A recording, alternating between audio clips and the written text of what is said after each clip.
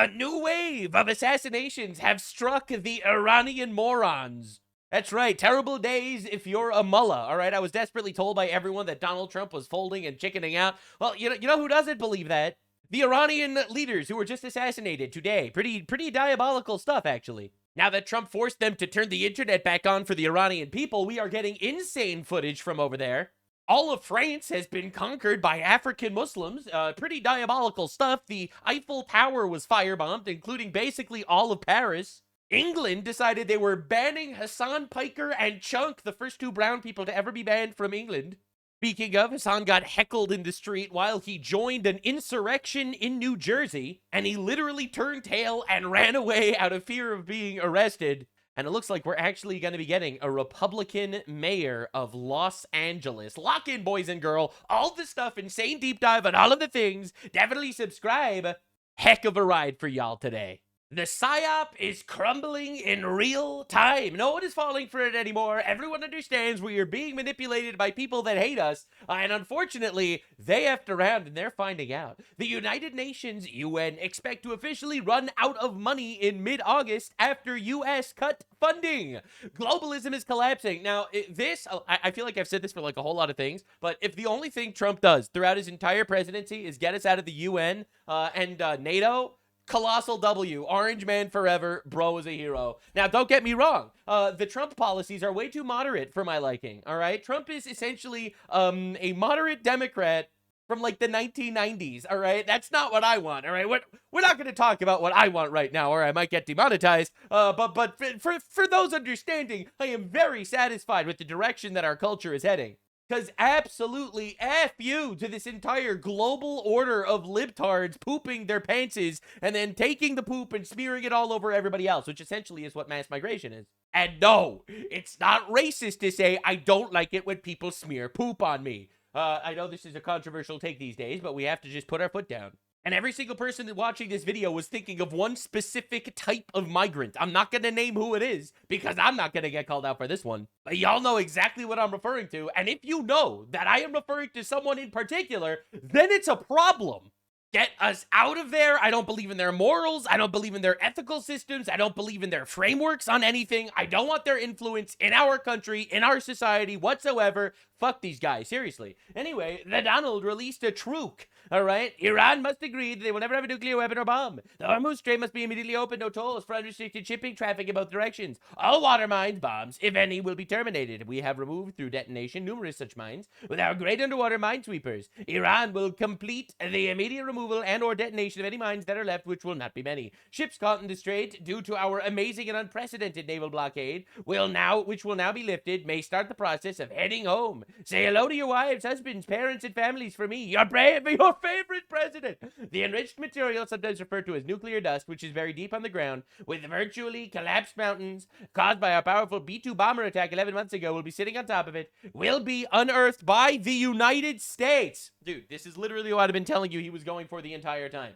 Which it is agreed is the only country, along with China, with the mechanical capabilities of doing so, in close coordination and conjunction with the retarded and gay Islamic Republic of Iran, pedophiles and goat fuckers, plus the International Atomic Energy Agency, and destroyed. No money will be exchanged until further notice. Other items of far less importance have been agreed to. I will be meeting now in the Situation Room to make a final determination. Thank you for your attention to this matter, President Donald J. Trump. And honestly, we are nearing the end here. I was told this was going to be a 10-year-long, infinite boots on the ground regime change war, but we're at the final stretch. We really are. Now, this potential Iran deal is pretty diabolical because, well, let's just say while we're making our final touches on the deal, we're also bombing the shit out of them.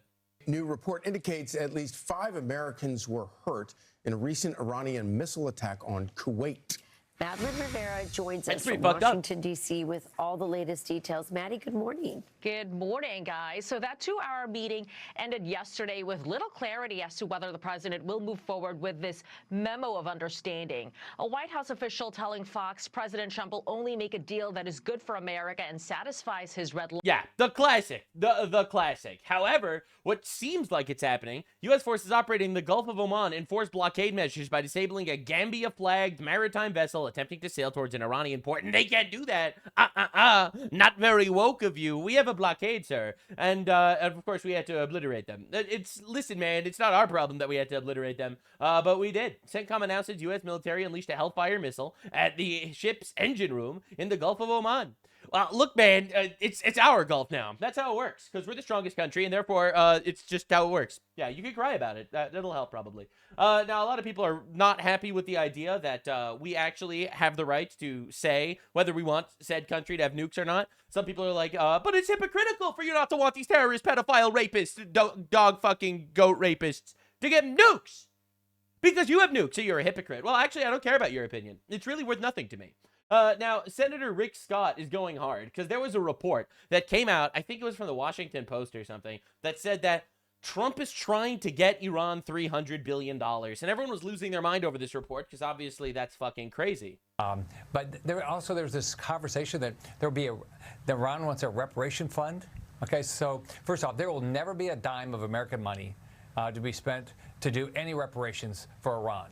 All right, then we're not. That's not happening. Are not the party of Barack Obama that throws money like that at them. By the way, is Iran going to go rebuild Gaza after they destroyed it with Hamas? Are they going to rebuild Lebanon after they destroyed it with Hezbollah, or rebuild Yemen, which they're destroying with the Houthis they support? So now we need. Look, I'm hopeful Trump can get a deal. I'm very pessimistic that'll happen.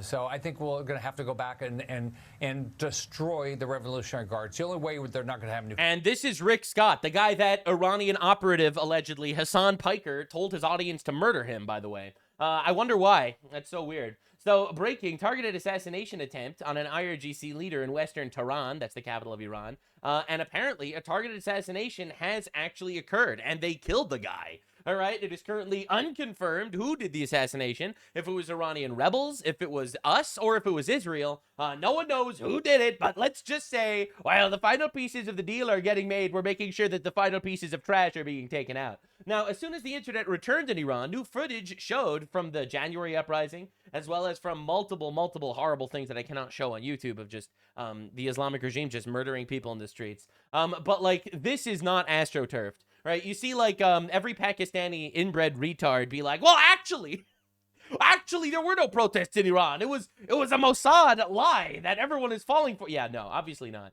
It's millions of people that want this oppressive regime gone, and we're doing the world a favor here. So, Hegseth, I'm so glad he does this. He finally, he's sitting there, and he's calling out the Eurocucks, the bitch allies that do not share our values anymore. Partnership is not based on idealistic values, but on the concrete alignment of national interests. There is undeniable strength in this clarity. And it's what makes our Pacific allies and partners such reliable counterweights in the face of regional threats. When our interests align, we act together. That's right. With focused resolve. That's right. Now, I don't know if our interests, people that, us, Americans, people that tend to not like getting blown up by jihadis, I don't know if that aligns with England, the country that loves jihadis. I don't know.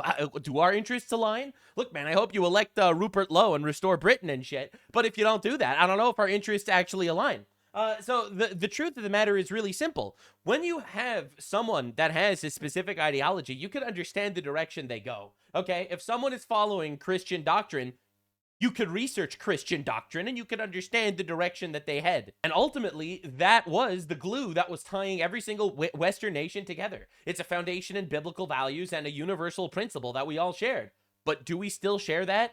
Obviously, the quote-unquote enlightened libtardism, all right, obviously is a wrench in that gigantic plan, which in my opinion crippled the West dramatically.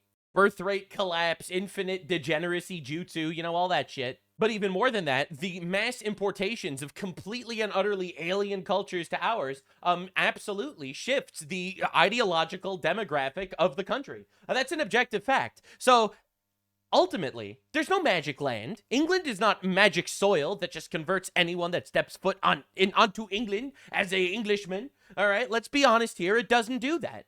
A nation is its people. A nation's culture is its ideology, which is, generally speaking, downstream from religion. We shouldn't just have, vaguely aligned interests. We should be having aligned ideological and civilizational connections, which we seem to be losing really quickly, and it's really scary.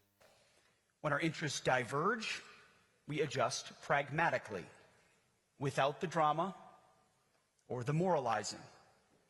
I think Western Europe might take note. Yeah.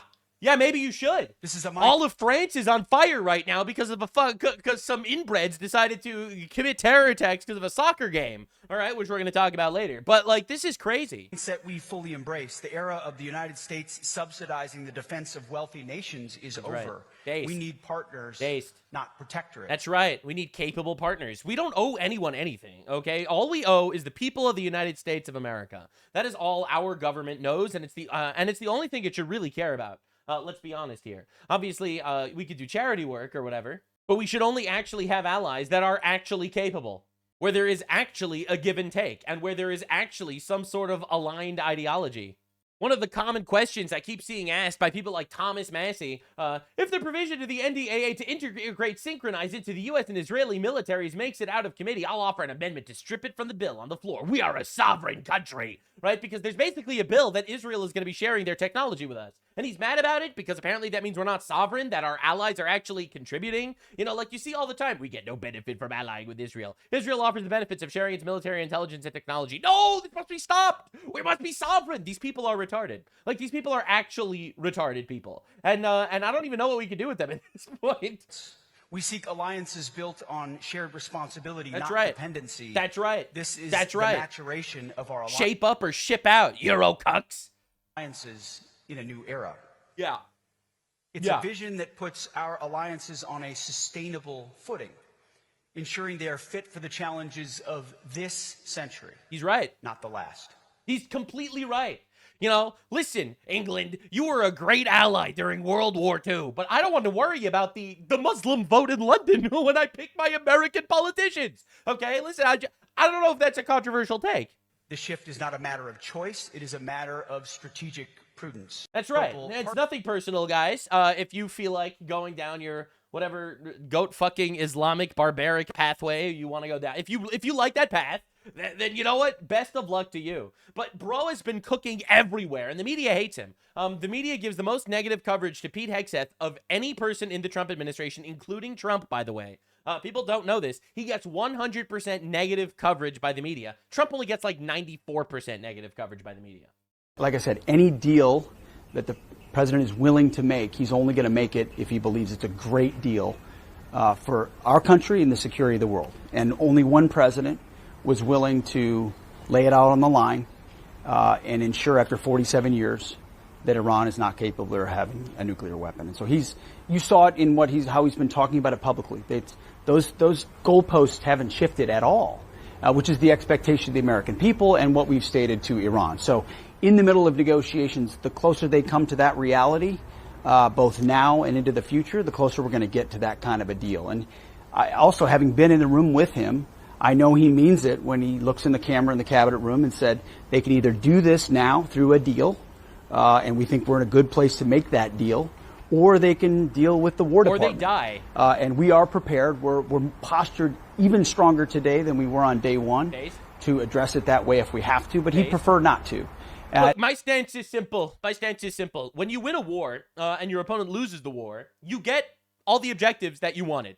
Now, you do it one of two ways. Either they surrender completely, they give you all the things that you demand, or they die. You know, I don't believe in the pussification of the West, largely because of victimhood screaming from like the third worlders, you know, crying about how it's unfair that America's just fucking awesome and superior to all these other countries that fucking still brush their teeth with sticks and wipe their ass with their left hand. All right, I'm not going to sit here and make believe that that our nations are compatible or remotely equal. Actually, we are superior. It's not a controversial take. We just are better, actually. And for some reason, all of these people, with all their emotional grandstanding and diarrhea, emotional spewage, all right, they cry about how, no, actually, we're not allowed to win wars. And I'm really tired of this ideology.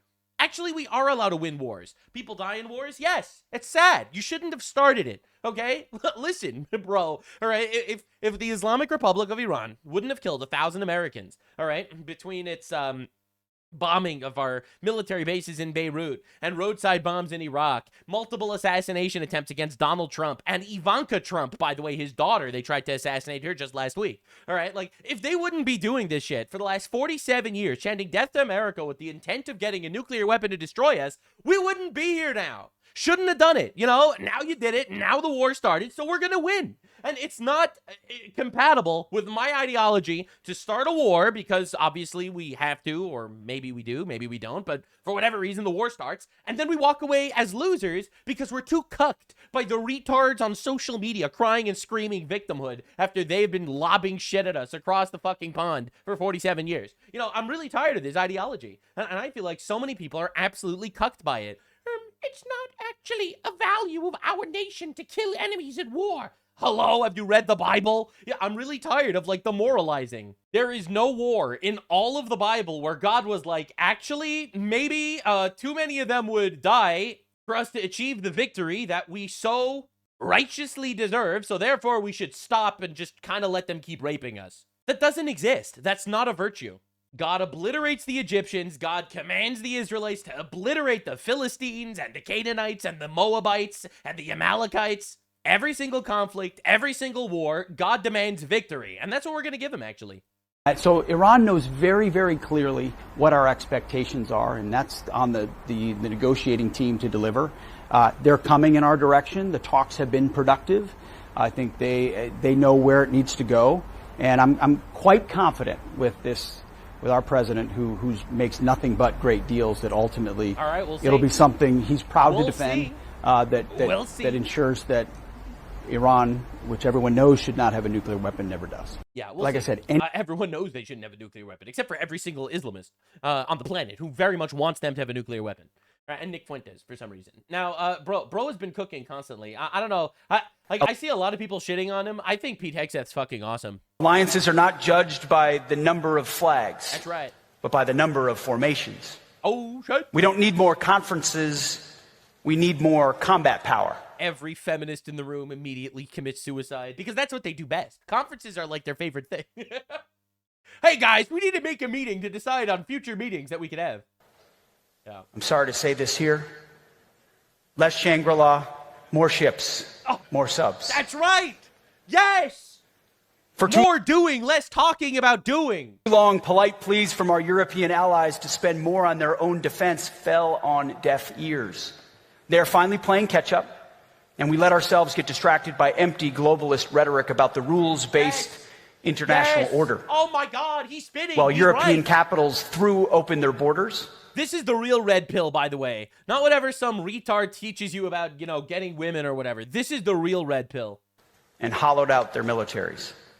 You can have all the rules you want, and rules are great. But if you can't back them up with hard power, the rules are not worth the paper they are written on. That's right. That's right. Europe and NATO have some big decisions to make, and more on that soon.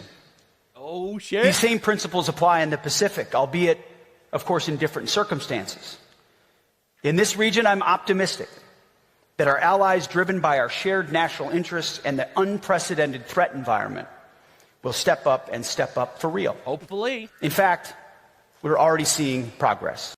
And all it took was a little bit of threatening. All right, U.S. just seized $1 billion in crypto from Iran. Oh no! Oh no! Oh no! I can't believe it. You mean we're not giving them infinite money? Hegseth keeps fucking cooking. To strike if needed. Hegseth, swung by the USS Boxer in the Indo-Pacific, rocking a "This is War" T-shirt. He went to make sure the boys were in tip-top shape, you know, just in case. It's an honor to be here. This is the best view, I'm convinced, looking out at all of you. It's not me, it's you guys. It's all of you. It's what you're ready to do. It's what the world knows you're prepared to do. You could be doing a lot of other things. You choose to serve. You choose to serve this great country. Heroes. In uniform, in harm's way. The goats. On behalf of the American people.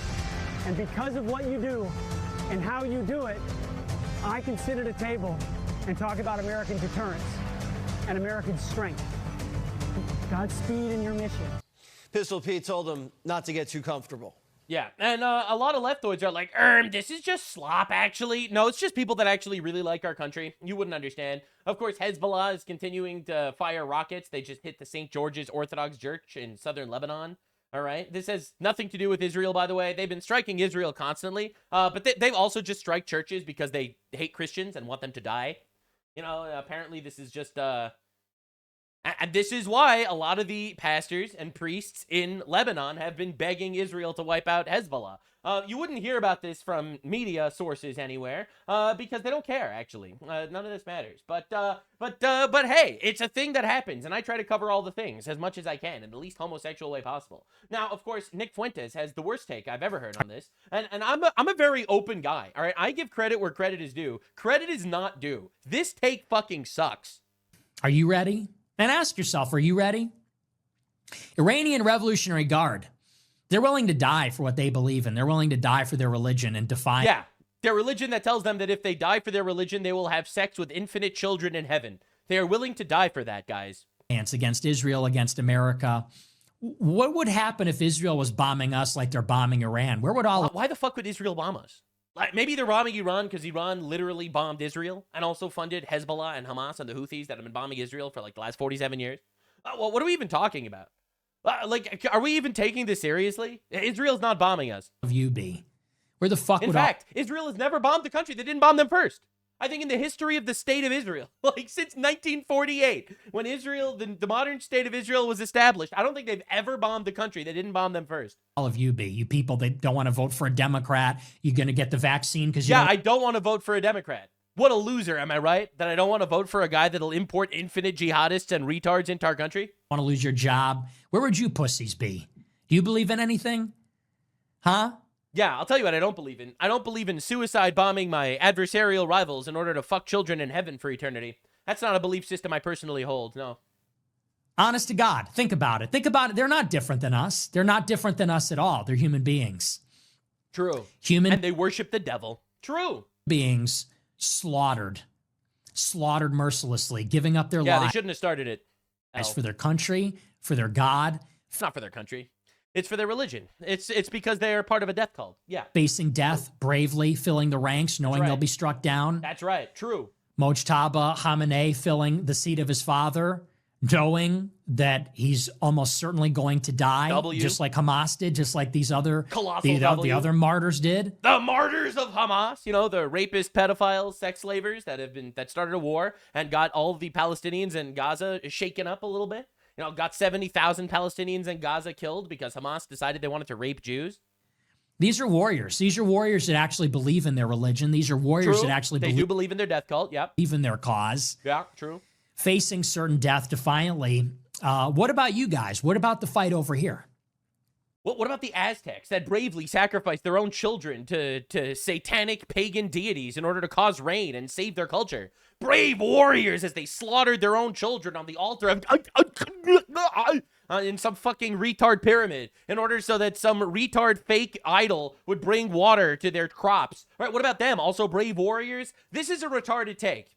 I'm sorry. This take fucking sucks. Okay? All right? The reality is there is one true God and there is one true set of morals that are real. If you would sacrifice your life for God, that is incredibly brave. If you sacrifice your life because you're a retard in a death cult, then fuck you. I think that's a pretty apt distinction. I'm not saying that the Hamas pedophiles aren't brave. I'm just saying that that's not exactly something I sit here and praise. Oh, well, at least the pedophile was brave. You know, Jeffrey Epstein was also pretty brave the way he raped kids on that island. I don't respect him at all. I think he was fucking horrible. If Israel's dropping missiles on everybody, would you face death defiantly or would you go running for the hills? Yeah, Israel would not be dropping missiles on me because I'm not planning on declaring war on Israel. Unlike Hamas, you know, retard goat fucking pedophiles that decided to start a war and lost miserably. Or Hezbollah that started a war and lost miserably. Or Iran that started a war and lost miserably. Yeah, actually, that's not super awesome and base. That's pretty fucking gay and lame. Now, the crazy thing is, here we have Cenk Uygur from the Young Turks saying that Nick Fuentes is an agent of Israel. I don't even know what you do with these people. They're all retarded. Sometimes I feel like I'm the only normal person on the planet. So could Israel put a guy like Nick Fuentes out to say, oh, it's forget Israel, it's the Jews, we hate the Jews, so that it makes it illegitimate to talk about Israel because he's connecting Israel and the Jews. I can't believe Nick Fuentes is connecting Israel and the Jews. Two completely separate and alternate things that have no overlap. Israel and the Jews, what does one have to do with the other? Are these people fucking retarded? Like, they're insane. Right? That's why I keep saying, and I've said it on social media so many times, it's so weird how Israel First and the Groypers are the only two groups saying it's the Jews. Like, nobody here is saying because it is the Jews. Like, I love how this guy, he's still trying to stay in his framework of woke. He will support Hamas terrorists whose open charter is the slaughter of all Jews worldwide. All right? He will support Hezbollah, whose open charter is they want all the Jews in the world to congregate to Israel so that when they wipe out the Jews in Israel, they get all the Jews in one shot. Right? He will support these terrorist organizations that openly state that their goal is the elimination of all Jews and all Christians. That is their open statement because it says in the Quran that Jews and Christians are the lowest of creatures. All right? So he will openly support those guys and he'll be like, oh, we have to make this distinction between Jews and Zionists. Please, dude. It's the Jews. Tucker Carlson actually doesn't say it's the Jews at all. Tucker Carlson is notoriously, he loves the Jews. Like when, Charlie Kirk was assassinated and Tucker Carlson went on stage and was like, those hummus eaters that killed Jesus. And it's like, what? Who are you referring to there? Giant the Zionists? Lie. They're like, well, could inference a little bit, but he said the wrong kind of thing and blah, blah, blah. But in fact, he says the opposite. He says you should never judge people based on their religion, right? You absolutely should. This is fucking retarded. This is like woke bullshit all over again. You should actually definitely judge people for their religion.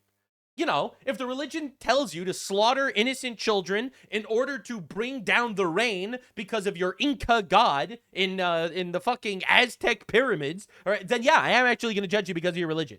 All right, and that is one extreme example, but there are very other obvious examples. Of course you should judge people by their religion. Their religion informs their culture, it informs their worldview, it informs their actions, and it informs their moral stances. Of course you should judge people by their religion.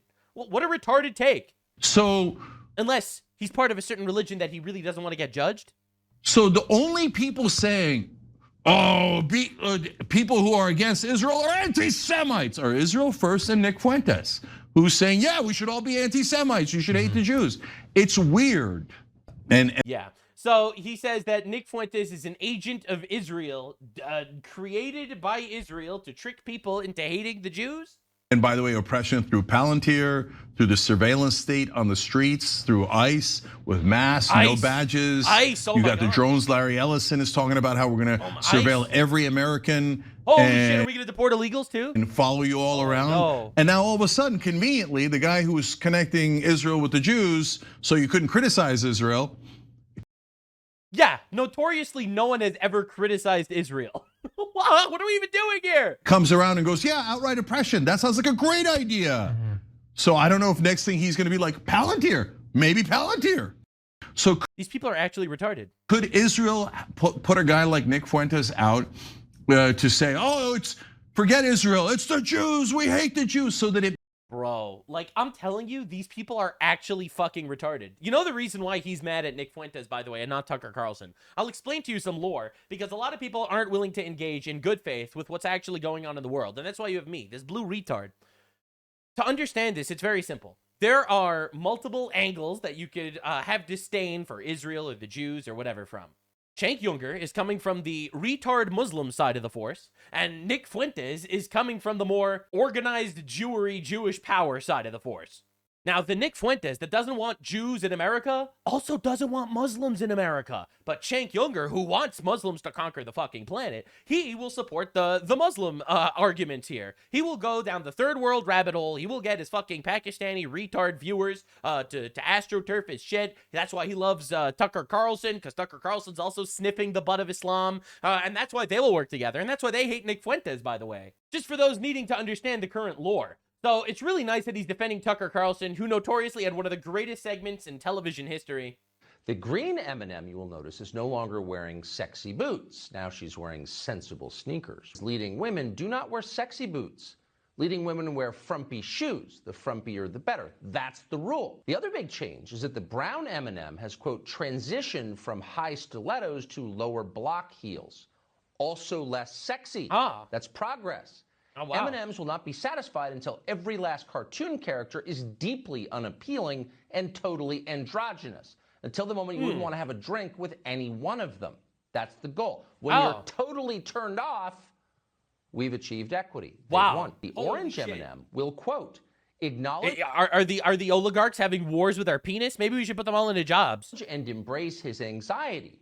Wow. And actually, if you look at him, the orange M&M does appear very anxious. He is anxious. Maybe he doesn't like all the ugly new shoes he sees around him. This is a real Tucker Carlson, like, tirade, by the way. This isn't AI. This is real. He's always been a retard.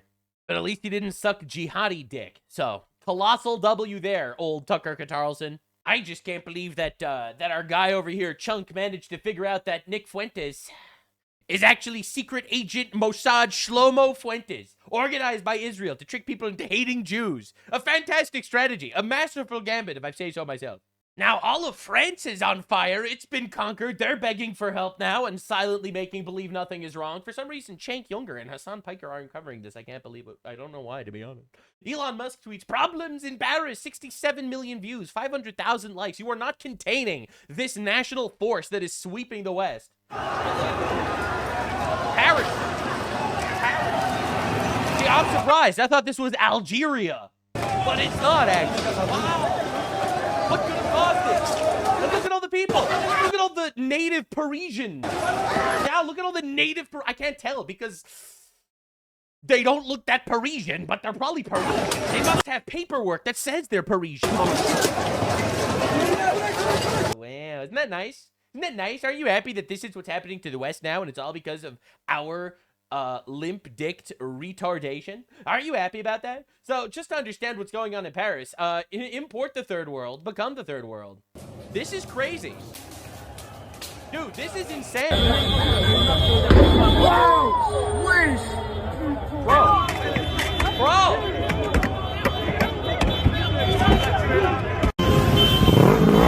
Now, this is insanity. Just understand, survive 2 world wars without Paris being lit on fire. But now, after importing all the orcs into the Shire, somehow that was worse than Hitler. Look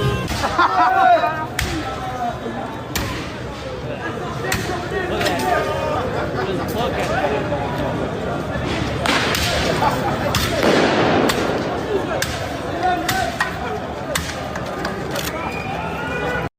Yeah, you're probably wondering what caused this. Well, it's simple, actually. You see, a couple of primates won a soccer game. So their cousins, in the Rise of the Planet of the Apes analogy, decided to rise up and take over the entire fucking city and light it on fire. You know, they did a bit of a and then they lit everything on fire. Now, you might say this is racist of me to say, but I actually think that this is some primate activity over here. What can I say? Well, you want to defend it? All right, now, the fires reached the Eiffel Tower. All right, they actually firebombed the Eiffel Tower. 2 world wars, this shit didn't happen. But now, 1 soccer game, while you're completely conquered by retards and hoodlums from the third world, and that's just too much. That's just too much that we can't even talk about this. It's too much. This is some barbaric behavior, man. I'm not gonna lie. This is not something that should be tolerated, but it is. This morning on social media, the entire world discovers, stunned, a France disfigured, a France that is no longer France. That's just true, actually, because a land is its people. I've said this before.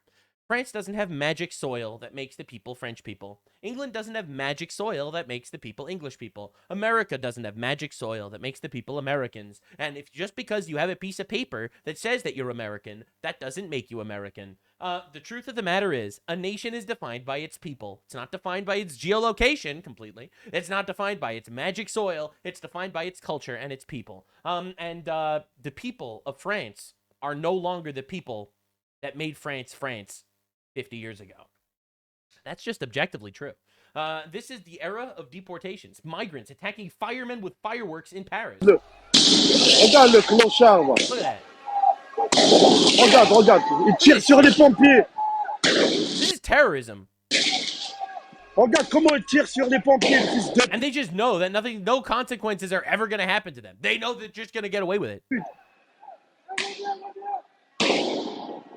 C'est des pompiers, pourquoi elle fait ça, là? These fucking monkeys. C'est des pompiers, là. These monkeys! And I'm not saying that because of their race. I'm saying that because of their actions, to be clear. Il y a les pompiers là-bas. Clochard de merde là. Voilà, c'est la faute à la police. Yeah. C'est la Look faute at à la that. police. Look at that. It's Holy shit. A France disfigured. It doesn't stop. Look at that. And for some reason, you're not allowed to deport these people. For some reason, you have to make sure that not only do they stay in this country, and they're probably on welfare, and they're probably making money off of the actual French people's tax dollars. They're working, and they're giving half their taxes to their socialist government, so their government can redistribute their wealth to these fuckers. That's probably what's happening. And then they come and they rape your country. They rape your fucking country. Paris burns, bro. Look at this shit. This isn't normal. Look at that. Look at that. They're actually firebombing the Eiffel Tower. That's crazy. That's actually insane. Yeah, and no white people. It's weird how that happens. It's probably a coincidence. Teenage migrants celebrate victory in Paris by smashing cars and assaulting the women in the cars. I mean, that's how I would celebrate, right? This is totally normal Western culture behavior, right?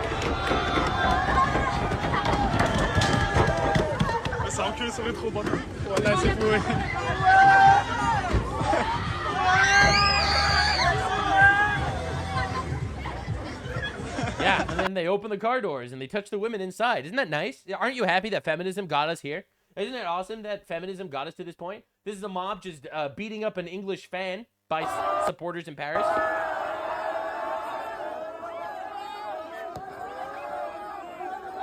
Yep, that's normal.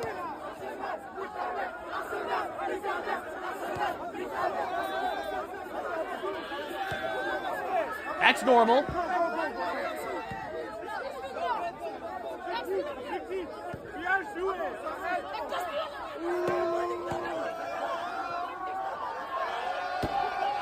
Yeah, just normal Frenchman behavior, am I right? Isn't this what your average Frenchman is these days? Now, I think this is one of the greatest, most like telling videos I think I've ever seen in my entire life.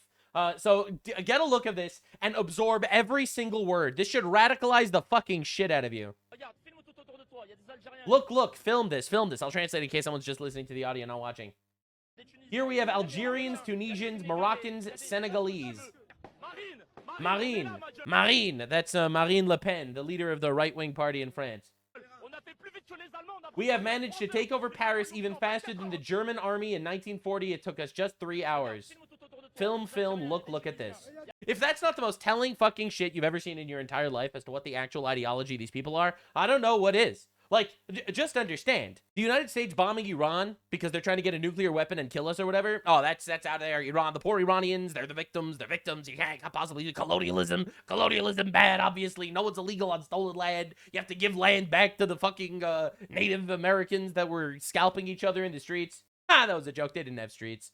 But at the same time, they are actually actively trying to conquer your land. Now, the good news is these guys are 85 IQ barbarians, and that's me being conservative. I'm being polite here when I say that. All right, 85 IQ is the high end of the spectrum for these fuckers. All right, so the reality of the matter is that these guys will storm your countries with the actual goal of conquering it, and these people are so fucking retarded that they'll film themselves talking about doing this. Isn't that incredible? I think it's just so incredible. Oh, but it's just immigration to asylum seekers. You know, they were in Algeria and Tunisia, and that's a shithole, so we should give them a chance at a better life. No, actually, we shouldn't. Actually, they should live in their shithole and turn their shithole into something that's not a shithole. If they can't do that, then they cannot contribute to Western civilization. The barbarians aren't at the gates. They're inside. And then every college course, every teacher and every professor is going to do their absolute best to jump over backwards and explain to you how actually white people are the problem. The colonizers are the problem. Cenk Uygur will avoid this, but he'll make a 17-part documentary on how Israel's the problem.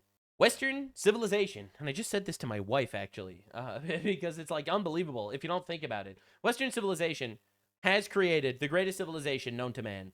With good people, with good values, with morality, with forgiveness baked into the culture because of the guiding biblical principles that founded our countries. The concept of giving charity is baked into our very DNA because of how biblically inspired our culture actually is. We are smart, we are intelligent, we are scientifically advanced, we are technological Wonders compared to the shitholes in the third world. And yet so many of our nations are completely captive, destroyed, and conquered by third world barbarians because they play on our false sense of justice and false sense of empathy. Strong men lost the West to women, and then women lost the West to barbarians. We have to stand up and take this shit back, all right? We, as a society, are being completely overrun and outnumbered by third world retards. The vast majority of internet traffic is not coming from the United States anymore. It's not coming from China. It's coming from fucking shitholes that we gave them the ability to interact with us and shape our worldviews based on their primitive, barbaric, bullshit, victimhood mentality cultures. And I could make millions by just appealing to these fucking retard roaches, and I refuse to. I will not sell out my nation and my civilization. Sorry if that's what you were expecting. This isn't even Paris, because the riots weren't contained to Paris. This is Bordeaux. You just have to live like this, by the way. Actually, you're a bigot if you don't like it. You're a bigot if you don't want your country to look like this. After surviving 1,000 years, if you don't want your country to look like this, you're a bigot. You're a racist, actually. You're Islamophobic. All right? So someone is going to cry about Palestine in a minute. All right? Oh, my God. But what about the Palestinians? You complain about garbage on your street and the Palestinians keep losing wars that they start? Yeah, wow. Yeah, they do keep losing wars that they start. Good point. Yeah, they fucking suck. They're losers. True. The Battle of Hogwarts in Paris. Look, that's just what happens, I guess. That's just what happens when you import the Death Eaters. You import the Death Eaters into Hogwarts and suddenly all this shit goes down. Pretty weird, huh? Pretty wild. Who could have possibly predicted something like this? Not me. I couldn't have. This is celebrations in Poland versus France for the soccer game. All right? Polish fans celebrating their victory, and Paris after celebrating their victory. Poland doesn't have mass migration. Paris does, by the way.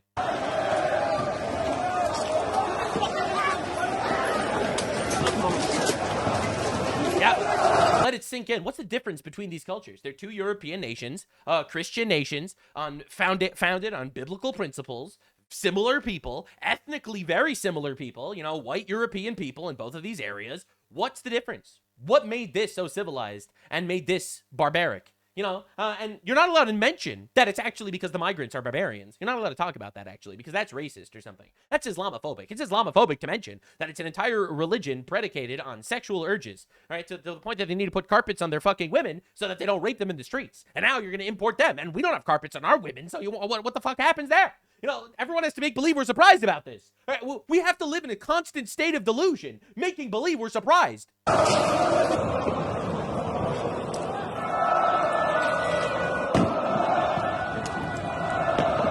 Wow, what's the difference between these two nations?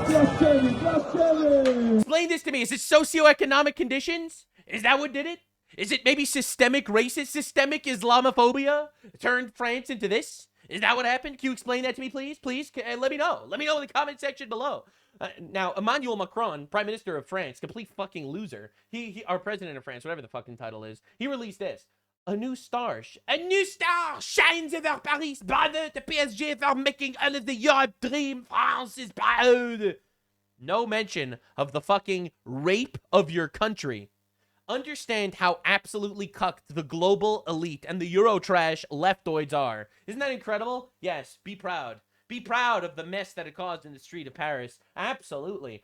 Dude, and this is insane. Now, immediately, he tries to do his favorite thing. And this is something that you'll notice all the time by the third worlders. All right? And listen, I know people are going to call me a shill. People aren't going to be willing to listen with ears open for this one. But I promise you, unapologetic honesty. I might not be right about everything I say, but I am going to damn try my absolute best. And I don't hold back.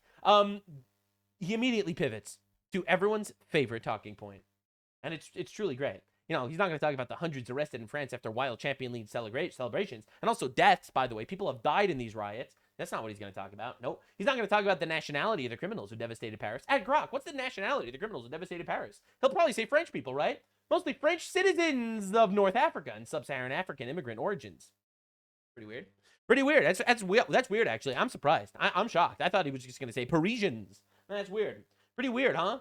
Even Grok knows. Yeah, it's the fucking it's the fucking sub-Saharans. Yeah, that's right. It's those guys. Listen, I was not programmed to drop the N-word right now, but it was them. It was those guys. It was the Muslims from fucking Senegal and Morocco. You know, let's be honest. Now, guess what France does to immediately try to draw attention away France has called for an emergency session of the UN Security Council on the situation in Lebanon. That's right, Lebanon has been bombing Orthodox churches and Israel is fighting back by killing terrorists.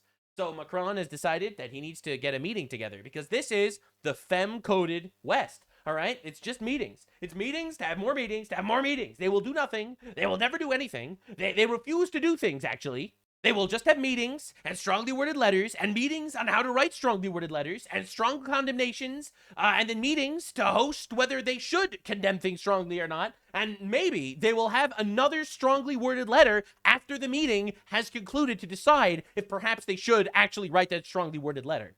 Right before the upper echelon of the meeting committee decides whether clicking send would be racist or anti-Semitic or something. But this is the playbook. Muslims rape your country, blame Israel.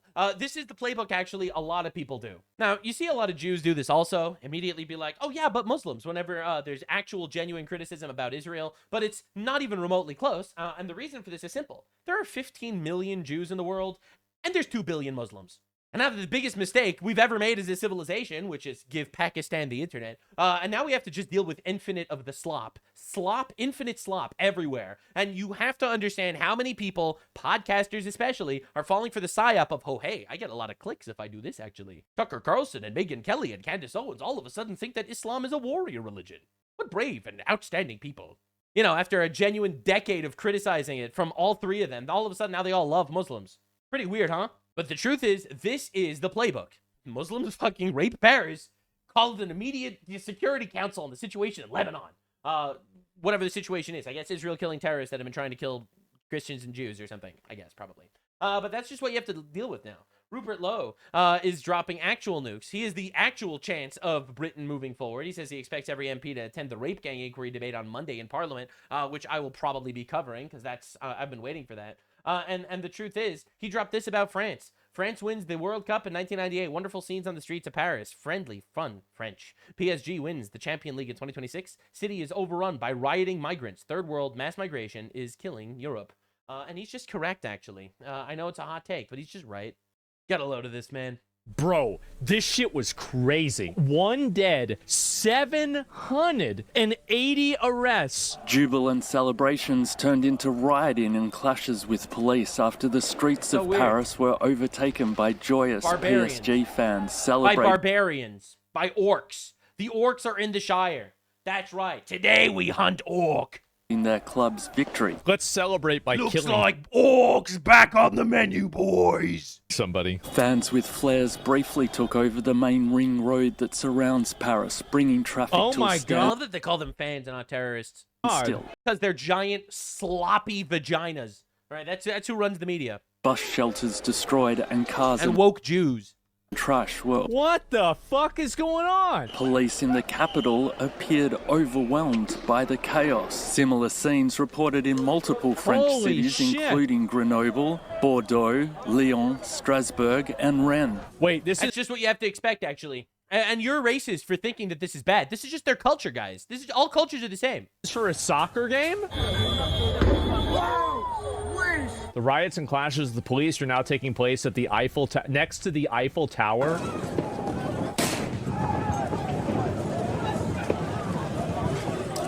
Oh my God. Paris is burning. The fire reaches the Eiffel Tower. Man, what a scene. Cool picture, though. Never. Holy shit. We need to immediately have a Security Council in the UN to decide about how Israel is killing terrorists in Lebanon or something. Nevrons are real. Nevrons are real, and they're in Paris right now. And they're shooting it at the police officers? This is insane. Harry Potter. Nevrons in Paris. That was a great song. Paris is inflamed. Dude, this is actually such a crazy photo. Like, it's actually insane, the framing for some of these. Muslim gang riots. Why do people think it's a Muslim gang?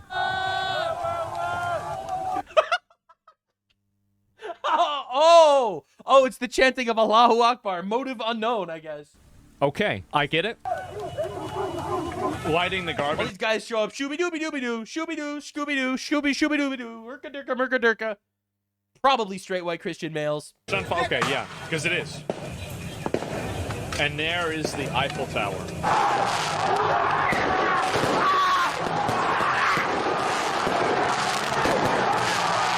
And this is the aftermath? Damn, bro.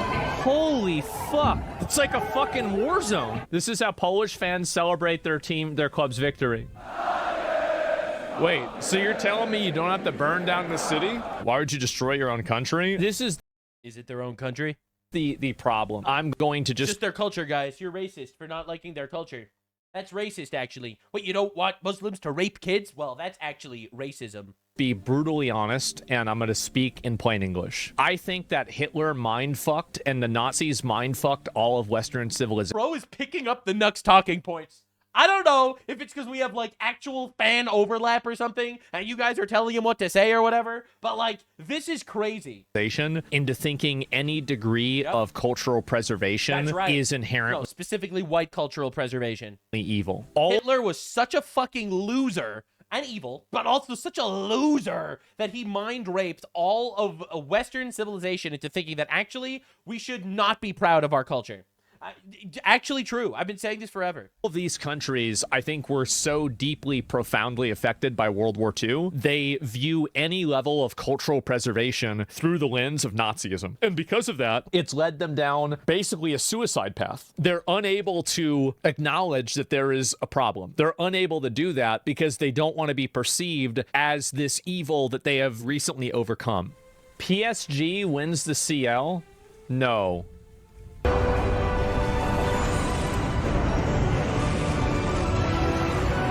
No! No! No! Yeah, they can't do this! Bro. No one saw that one coming. Brutal. I'm going to say something that you might think is very profound or very, like, just kind of gay and retarded, but I'm going to say it anyway, because I cover the news in the least homosexual way possible. In the Bible, God commands empathy, charitability, forgiveness, fantastic values in general, helping your neighbor through their tough times. However, God stipulates that there are specific instances where that doesn't happen. Actually, you should not let foreigners with foreign countries into your nation in order to take it over. That's a curse in Deuteronomy. God talks about winning wars and taking land and stuff like that. The Bible makes it very clear that actually you should not be having infinite tolerance and empathy to idolaters and blasphemers. However, these values, these empathetic and beautiful and charitable values that are actually instilled into the foundation of all of Western civilization are still very much there today in modern culture, absolutely. However, modern culture, for many, many people, discarded God, and empathy without God is blasphemy. Forgiveness without actual moral righteousness is heresy. So we still have these values in society. All right, we still have these values of compassion and stuff, absolutely. That's ingrained in our culture, it's ingrained in our DNA. But globalism and leftism has thrown out the instruction manual on when it should actually be utilized, and when instead of infinite compassion, you should be using justice. And compassion without God is just being naive. This is an image of compassion and empathy without any guiding biblical principles whatsoever. Tolerance isn't a virtue. Intolerance is a virtue. Forget the promise of progress and understanding.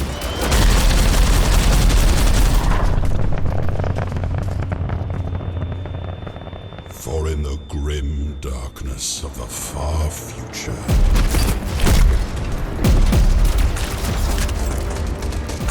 there is only war. Listen, man, I'm just saying. Now, Hassan Piker, on his way to going to jail, right, from the United States subpoena allegedly committing treason, cooperating with Cuba, a foreign adversary, he's been banned from England. Colossal W, we take those, absolutely. Now, a lot of principled people, and that's in air quotes, are saying, no, but you must be for freedom of speech. I'm actually not for nations inviting terrorists into their country. I don't know if this shocks you with all of my other political alignments, but I actually think that sovereign nations should not be welcoming foreign terrorists into their countries. I know it's a hot take, and we're going to talk about it a little bit later. But first, we need to talk about how Hassan Piker is straight up saving the United States of America, uniting everyone together to chant for his downfall. So first things first, he's endorsed a couple of politicians. Yes, they all support terrorism because that's what Hassan Piker loves. He loves the idea of innocent children getting murdered by terrorists. He salivates, he dreams at night thinking about how many innocent children could get raped by Hamas. It's literally his favorite thing. So anyway, so Hassan Piker out there is having a really, really bad day because every single person he's endorsing is losing. And it's pretty awesome. So we have to talk about this. So obviously every single leftoid is frothing at the mouth at new ways to murder people because that's what the left likes doing. They like importing rapists and killing right-wing people. So this is Hassan Piker incriminating himself on Trevor Noah's podcast. Like, as an American citizen and as a member of the media, of course I'm going to sometimes talk to members of state-sponsored terrorist organizations. That's a normal part of the process. And it's... Yeah, I wouldn't want this guy in England. If I was the British government, I would not want this guy in the country. Hot take. The first brown person to ever not be allowed into England. More on that in a bit. And it's protected by the First Amendment, right? They did the secondary... Not when you're blatantly endorsing that. Like, I love how Hassan Piker, like, he lies. I like how he just lies because he doesn't believe in anything and he has no actual virtue or value. So this guy will go on a podcast and be like, yo, it's the First Amendment to talk to terrorists. Yeah, but it's not the First Amendment to actually provide propaganda and endorsements of terrorists. Actually, that is not protected by the First Amendment. Detention and then interrogation, where they asked me, like, what are your thoughts on Israel? What are your thoughts on Donald Trump? Have you ever been in contact with, like, anyone from Hamas, Hezbollah, Ansar Allah movement, like the Houthis? When they kept... Now, the answer is yes. Asking me about Hamas, what my thoughts are, I just kept repeating, Hamas is designated as a terrorist organization by the state. God, he's so brave. He's so brave. Anyway, so this is one of the people that Hassan endorsed, Graham Plattner. All right, Graham Plattner engulfed in sex test scandal after wife alerts campaign to explicit messages with up to 6 women. What? You mean to tell me that a leftoid and part of the party that loves women's rights and shit and the Me Too movement and all that, all these guys came together to endorse sex pests? No, you've got to be kidding. But first, we need to hear Hassan Piker's endorsement of Graham Plattner. Dude, are you unironically saying Janet Mills is better than fucking Graham Plattner? Please, dude. Yeah, Graham Plattner, by the way, is a terrorist-supporting retard with a Nazi tattoo. He was pro-Hamas, okay? He was giving Hamas credit in 2014. Okay. So the reason why Hassan Piker is supporting Graham Plattner is because Graham Plattner supports terrorist organizations, and now he's running for Senate. What more do you fucking want? What more could you want? He supports terrorists, and we love that because Hassan Piker likes nothing more than the idea of Hamas terrorists raping children. It's his favorite thing, and he probably thinks about it all the time. So, of course, Cenk Uygur joins forces with his nephew Hassan Piker to support a terrorist supporter. I'm shocked. Consider me shocked and appalled. You mean to tell me that 2 Muslims, like Hassan Piker and Cenk Uygur, are going to support terrorist organizations? Now, this is crazy and probably a major cause of Islamophobia, which I condemn wholeheartedly because it's not an irrational fear. Democrats are now attacking Graham Plattner with no shame. Same Democrats who told us to vote blue no matter who, when it was back to establishment candidates, are now stabbing Plattner in the back. You mean the guy with the Nazi tattoo that supports terrorist organizations and has a giant sex text scandal where he's been cheating on his wife with 6 women? Why? All right, he's going to explain. He's going to explain. Get ready for why. Get ready for why they're backstabbing Graham Plattner, because it's obviously not for the sex text scandal. It's obviously not for the fact that he wanted the Taliban to kill our troops. And it's probably not because he has a Nazi tattoo. It's because Cory Booker works for Israel.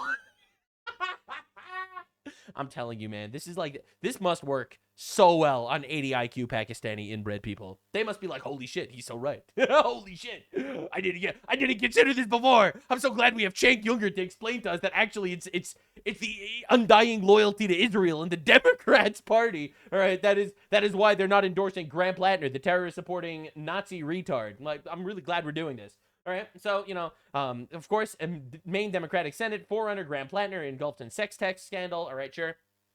Kyle Kalinske says, sorry, we're not doing this when every Republican is a pedophile, a rapist, and a child murderer. It could be 300 women, don't care. This is the values of the Democratic Party in the United States of America. They just want you dead, and they will endorse every terrorist-supporting dick rider that they could possibly find because maybe he will contribute to the murder of right-wing people. Because that's what they all actually want. Most of them aren't brave enough to say it, so shout out to Kyle Kalinske for being a terrorist supporter himself. That's right, according to this guy, 75 million Americans are all pedophiles, rapists, and child murderers. This is discourse on the left. And, well, yeah, of course they're going to laugh when Charlie Kirk gets assassinated because they wish you were assassinated too, because they think you're a pedophile, rapist, child murderer. Isn't that obvious? Plattner could have sexted my mom and I'd still vote for him. This is the level of cucked the left is, bro. This is the level of cucked, bro. Ah, it's brutal. It's brutal every time. Yeah, right. Yeah, it's called the Kyle Kalinske chair now. Right? I would literally vote for the guy that sexts my mom and cheats on his wife. Conservatives, when no one is watching, cock. This is from Kyle Kalinske. I love that we have dominated the culture so much that the left is using gay as an insult because it's actually just completely degenerate and gross for a man to have sex with a man. Based libtards coming out of the woodwork to totally agree with us and validate our worldview because ultimately everyone knows it's disgusting. Isn't that sick? So Graham Plattner responds in the least honorable way ever about the fact that he has a gigantic sexting scandal. And this might be the worst thing I've ever seen in my life. So instead of Graham Plattner, the guy running for Senate that's shitting on our actual military and supporting terrorists with a Nazi tattoo and stuff, that every single retard terrorist supporting cocksucker is supporting him as well, he gets his wife to respond to the allegations that he's cheating on his wife. If this isn't evil, I don't know what is. This is crazy. Amy, I wanted to make a statement today and, oh, sorry, I'm getting eaten by bugs. I wanted to make a statement today in response to a couple of news articles that are out there about my marriage to Graham. If anybody knows me and Graham personally, you know that we got married in 2023. We live in Sullivan. We've got 2 dogs, and we love each other deeply. Sure. So it makes me really angry, disappointed, and I find it really shameful that there's a group of media outlets and people who are willing to spread gossip. Gossip instead of talking about a guy running for Senate that's cheating on his wife with 6 women, so he gets his wife to respond about real issues that Graham is running on, like healthcare. Like healthcare. We need to make sure that illegal aliens get free shit from taxpayers. We really need to make sure that that's a thing. Really shitty of you to put her in the position in the first place, dude, and now you're making her answer for you. This is crazy. This is actually insane. Cheated on his wife. Bro, dude, this is crazy. You're Graham Plattner's wife, Graham Plattner. True! This is insane, actually. This guy fucking sucks tremendously. Anyway, I'm not gonna make you sit through 5 minutes of her sniveling because she basically admits that it's actually all true. He was cheating on her with 6 women, and he actually, allegedly, but she doesn't deny it. So what am I supposed to say here? Aside from, oh, but he's really fighting for important things, like how Hamas needs to keep raping people, or whatever the fuck they're supporting in the Senate these days in the Democratic Party. But that's basically the response. I'm really excited to see what Cenk Uygur has to say. This is what real people look like. Our media demands perfect little phonies who will sell you out. They hate real Americans, says a Turk who named his Young Turks media company after a terrorist organization in Turkey. So they've been attacking Graham Plattner's family all day. How is their marriage even relevant? This is the guy who's been making fun of Donald Trump for having 3 marriages and cheating on the wife with a porn star or something for the last decade, by the way. Like, this is insane. This is what real people look like? Yeah, he cheated on his wife with 6 women, but real people do that. What? Maybe in Turkey, okay? What are we even doing here? This is insane. This is crazy. What are we doing? You're always commenting on Trump and Melania's marriage, you absolute hypocrite. She is a total loser for defending Graham while he humiliates her daily. No wonder why he cheats on her nonstop. Cenk Uygur's response, Israel is in the building. Bro, these people aren't real. These people aren't real. These people aren't real. The Goyim are insane. What do you want me to say? This is fucking retarded. This is crazy. Telling us Americans how we have to vote for Israel's assets in the Senate. Oh my God, these people are insane. They're crazy people. Yeah, it must be Israel. That's why. Look at the replies. 430 replies, 200 likes. Like, no one's buying this shit. Like, this is insane. This is like actual sloponomics. All right, so Cenk Uygur, Graham Plattner's marriage is not relevant. Also Cenk Uygur. There's nobody who's cheated on who thinks it's not a concern. It's a minor issue. I mean, I had to take out the garbage. Except for Graham Plattner's wife, apparently, who you support. I had a big to-do list, and I don't care if you're first lady or anything else. Of course you care that your husband cheated on you. And he's like, oh. Unless you're Graham Plattner's wife, because he's fighting for real issues. Oh, well, you're out busy. Like healthcare for Jorge. Having a baby. I can't be bothered by that. I'm going to go hook up with a Playboy model. right? He's such a bad guy. Oh, he's so bad. He's so bad. Unlike Grant Plattner, who's a fucking hero. He especially likes how Grant Plattner supports terrorism. Probably that's his favorite thing. Now, it gets better. Ro Khanna, a foreigner that's pro-terrorist. What? I can't believe it. I am proud of Grant Plattner for having the character to stand up against the war in Iran, against genocide, and against an unfair and lopsided economy. I am proud of him for having a vision for a new deal that. My God, like it's insane. It's the actual third world Avengers that come together like to support this guy. Bro has an actual Nazi death camp tattoo on his body. These people call Trump a Nazi. They're actually standing with an actual Nazi. It's actually insane. Now, it got even worse. Graham Plattner's profile on the child exploitation app Kick is still active, and this is his profile picture there.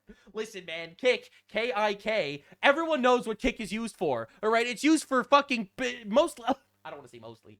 A lot of predators are used Kick. People get exposed on Kick for grooming kids all the time. Right? This is his profile picture on Kick, by the way, which is still active. It's just so bad. It's so bad. As for the tattoo, he didn't cover it until October of 2025. 18 years after getting it. So he had a Nazi tattoo for 18 years and then decided to cover it up. And only when it became a political problem. Think about that for a moment. 18 years of getting out of the shower, 18 years of looking into the mirror and seeing the Totenkopf. That's not a drunken mistake in Croatia. That's a daily choice, sustained for nearly 2 decades. As for duh. No, duh. But for some reason, the left, which is still calling Trump Hitler, by the way, are rooting for this guy. They love this guy because actually they have nothing against Nazis. They have something against the idea of Nazis. This is the truth, Nuke, that people don't want to actually entertain. Nazi ideology is actually free healthcare. It is actually removing guns from society. It is actually clampdowns on free speech. It is a race-focused ideology. And they would also support Hamas and Hezbollah vehemently. The National Socialist Movement, ironically, has so much more in common with modern leftism than it does with the right wing in every possible way. And they know that, and they hate it, and that's why they have no problem that he has a Nazi tattoo. Because they don't actually have anything against Nazis. They have something against the fabrication of Nazis that they invented, which is Trump and ICE deporting people that invaded our country illegally. All right, just understand how it works. Now, Grant Plattner, he keeps getting fucking obliterated. Main Democrat Grant Plattner posted explicit pictures on an app known for being a predator's paradise with a huge child exploitation problem on Kick. And the best part is, leaked messages exposed that how he refers to his penis. All right, for over a decade, Democrats called Trump a misogynist. Now they're openly backing Plattner. Weird. It's almost like they actually don't care about any of their own proposed values, and they use words as weapons to kill you. They don't actually believe in any of the things that they preach. None of them. They don't care about free speech as they ban Trump from Twitter. They don't care about any of these things. They don't care about gun rights as they fight for trans people to get guns. They don't care about any of this stuff at all. None of this matters to them even remotely. You know, main Democrat Senate candidate Grant Plattner refuses to apologize for calling a U.S. troop to be killed by the Taliban. If you regret the post about the Purple Heart veteran, if you think you need to apologize to him, nope. What you would because he actually does support the Taliban. Say why the fuck do you think Hassan Piker and Cenk Uygur are fighting for him so much? Why do you think that's happening? No, they deleted it. Fuck! I can't believe that, dude. That was a post of Graham Plattner nicknaming his penis Mein Führer. But yeah, totally got a Nazi tattoo as a joke, guys. Now, there's another guy that Hassan Piker endorsed who's also losing big, and it's great. MAGA is on track to flip Michigan U.S. Senate seat red. That's insane. Michigan?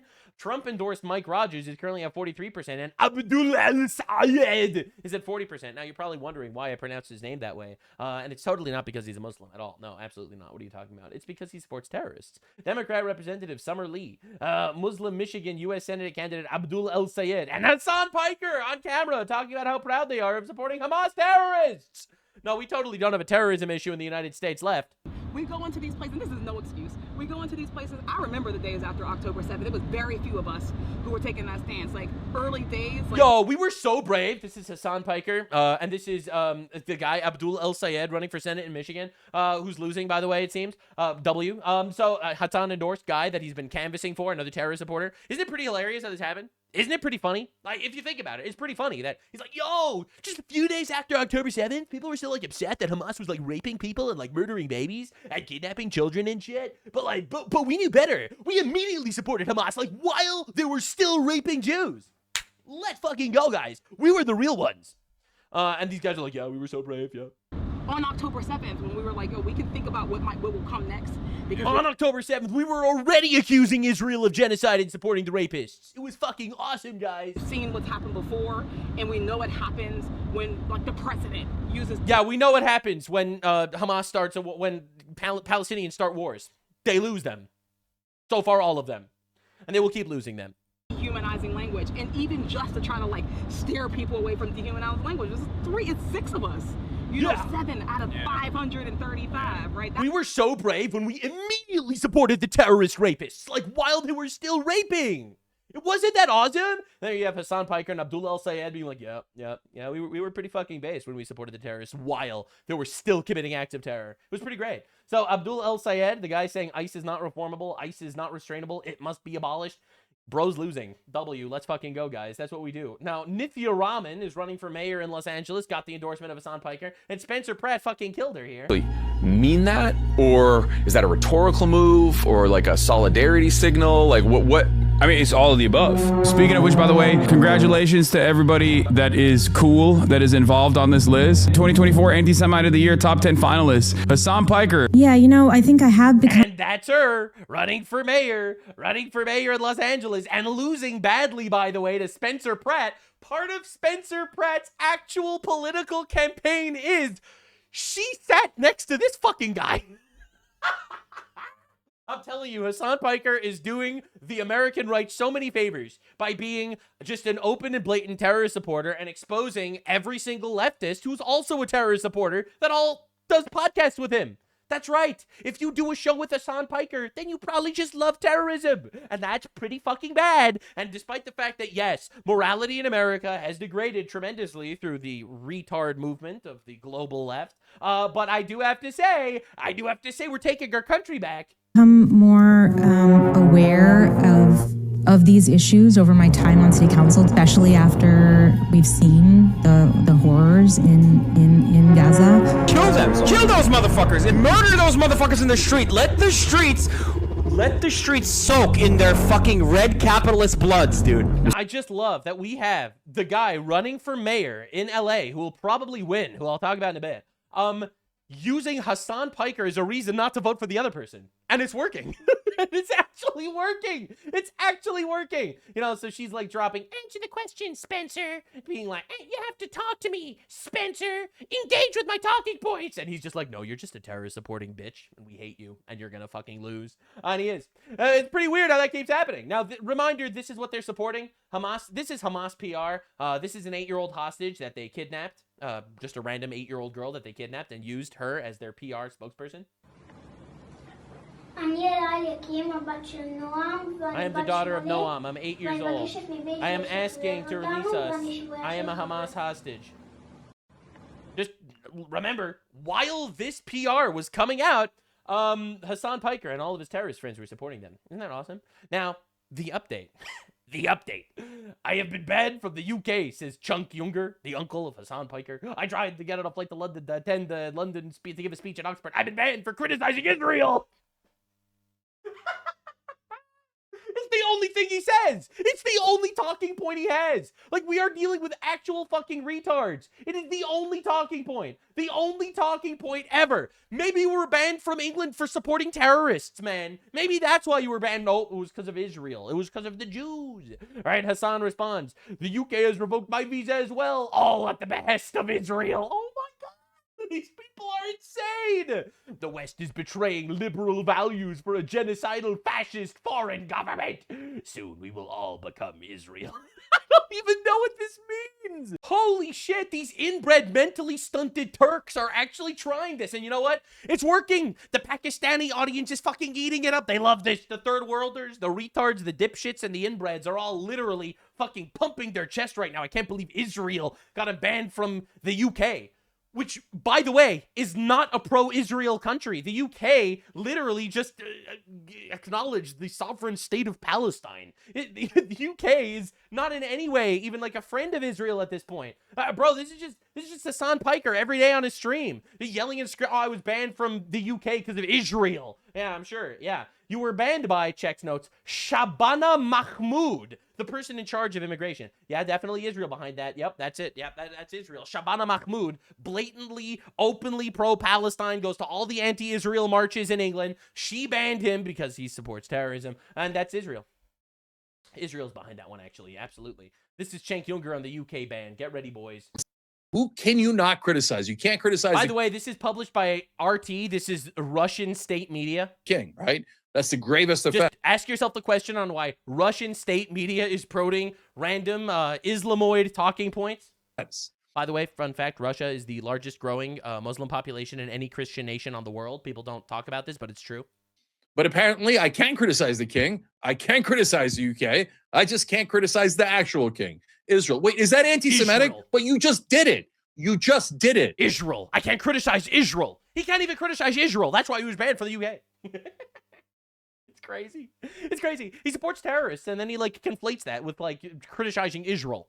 Are you going to say that it's anti-Semitic to report the thing you just did? It's anti-Semitic to support terrorist organizations that stated goal is to kill Jews, I guess. But I feel like that's probably more likely why you were banned.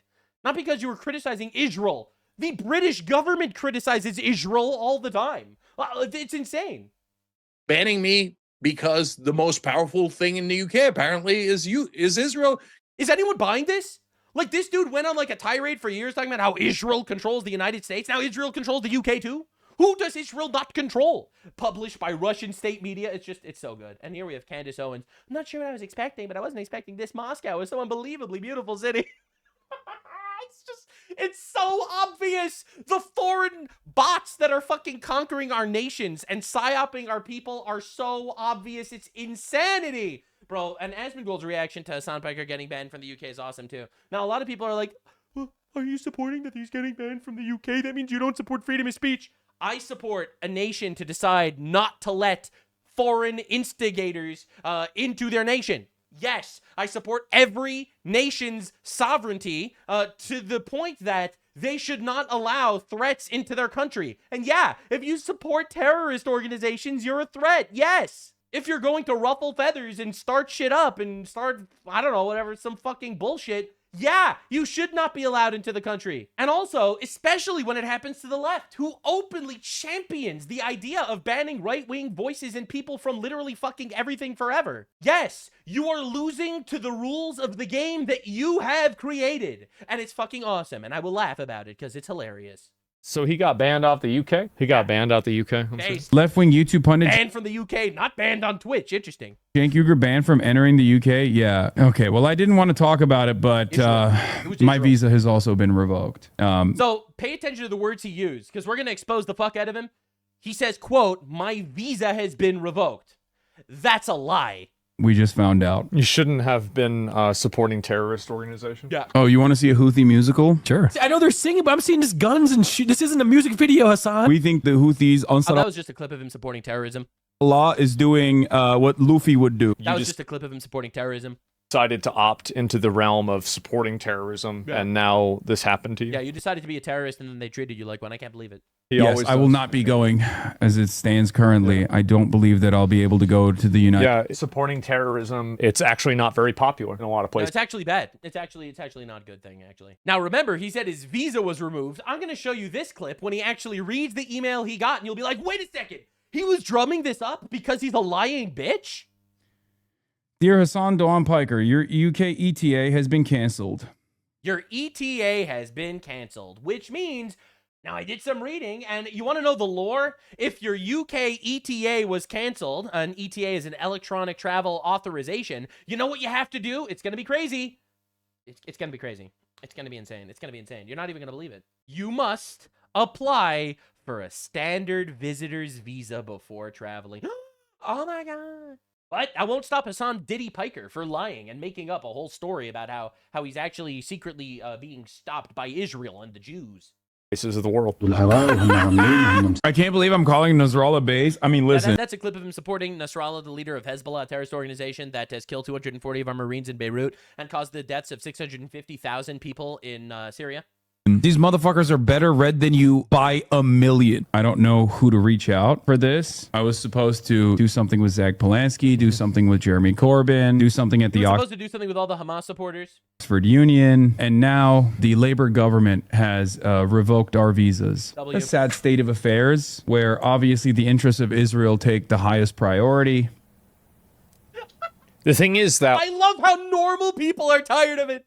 Normal people are just like, no, we're done. We're done. I'm sorry. I fell for the fucking Israel psyop from Pakistanis for the last fucking 2 years. Not anymore. It's over. It's over. Israel fatigue. We're done. No, no, sir. like there's a lot of people that are critical of Israel, but they're not banned. You can be critical. Here we got Tucker Carlson. He sucks Islamic dick every day, and he's welcomed into the UK. You know, because he doesn't openly support terrorist organizations, because he's not fucking retarded like you. It's insane. It's insane that people are still trying this. Of Israel while still. Dude, the entire British government is critical of Israel. The mayor of London. The mayor of London, Sadiq Khan, fucking hates Israel.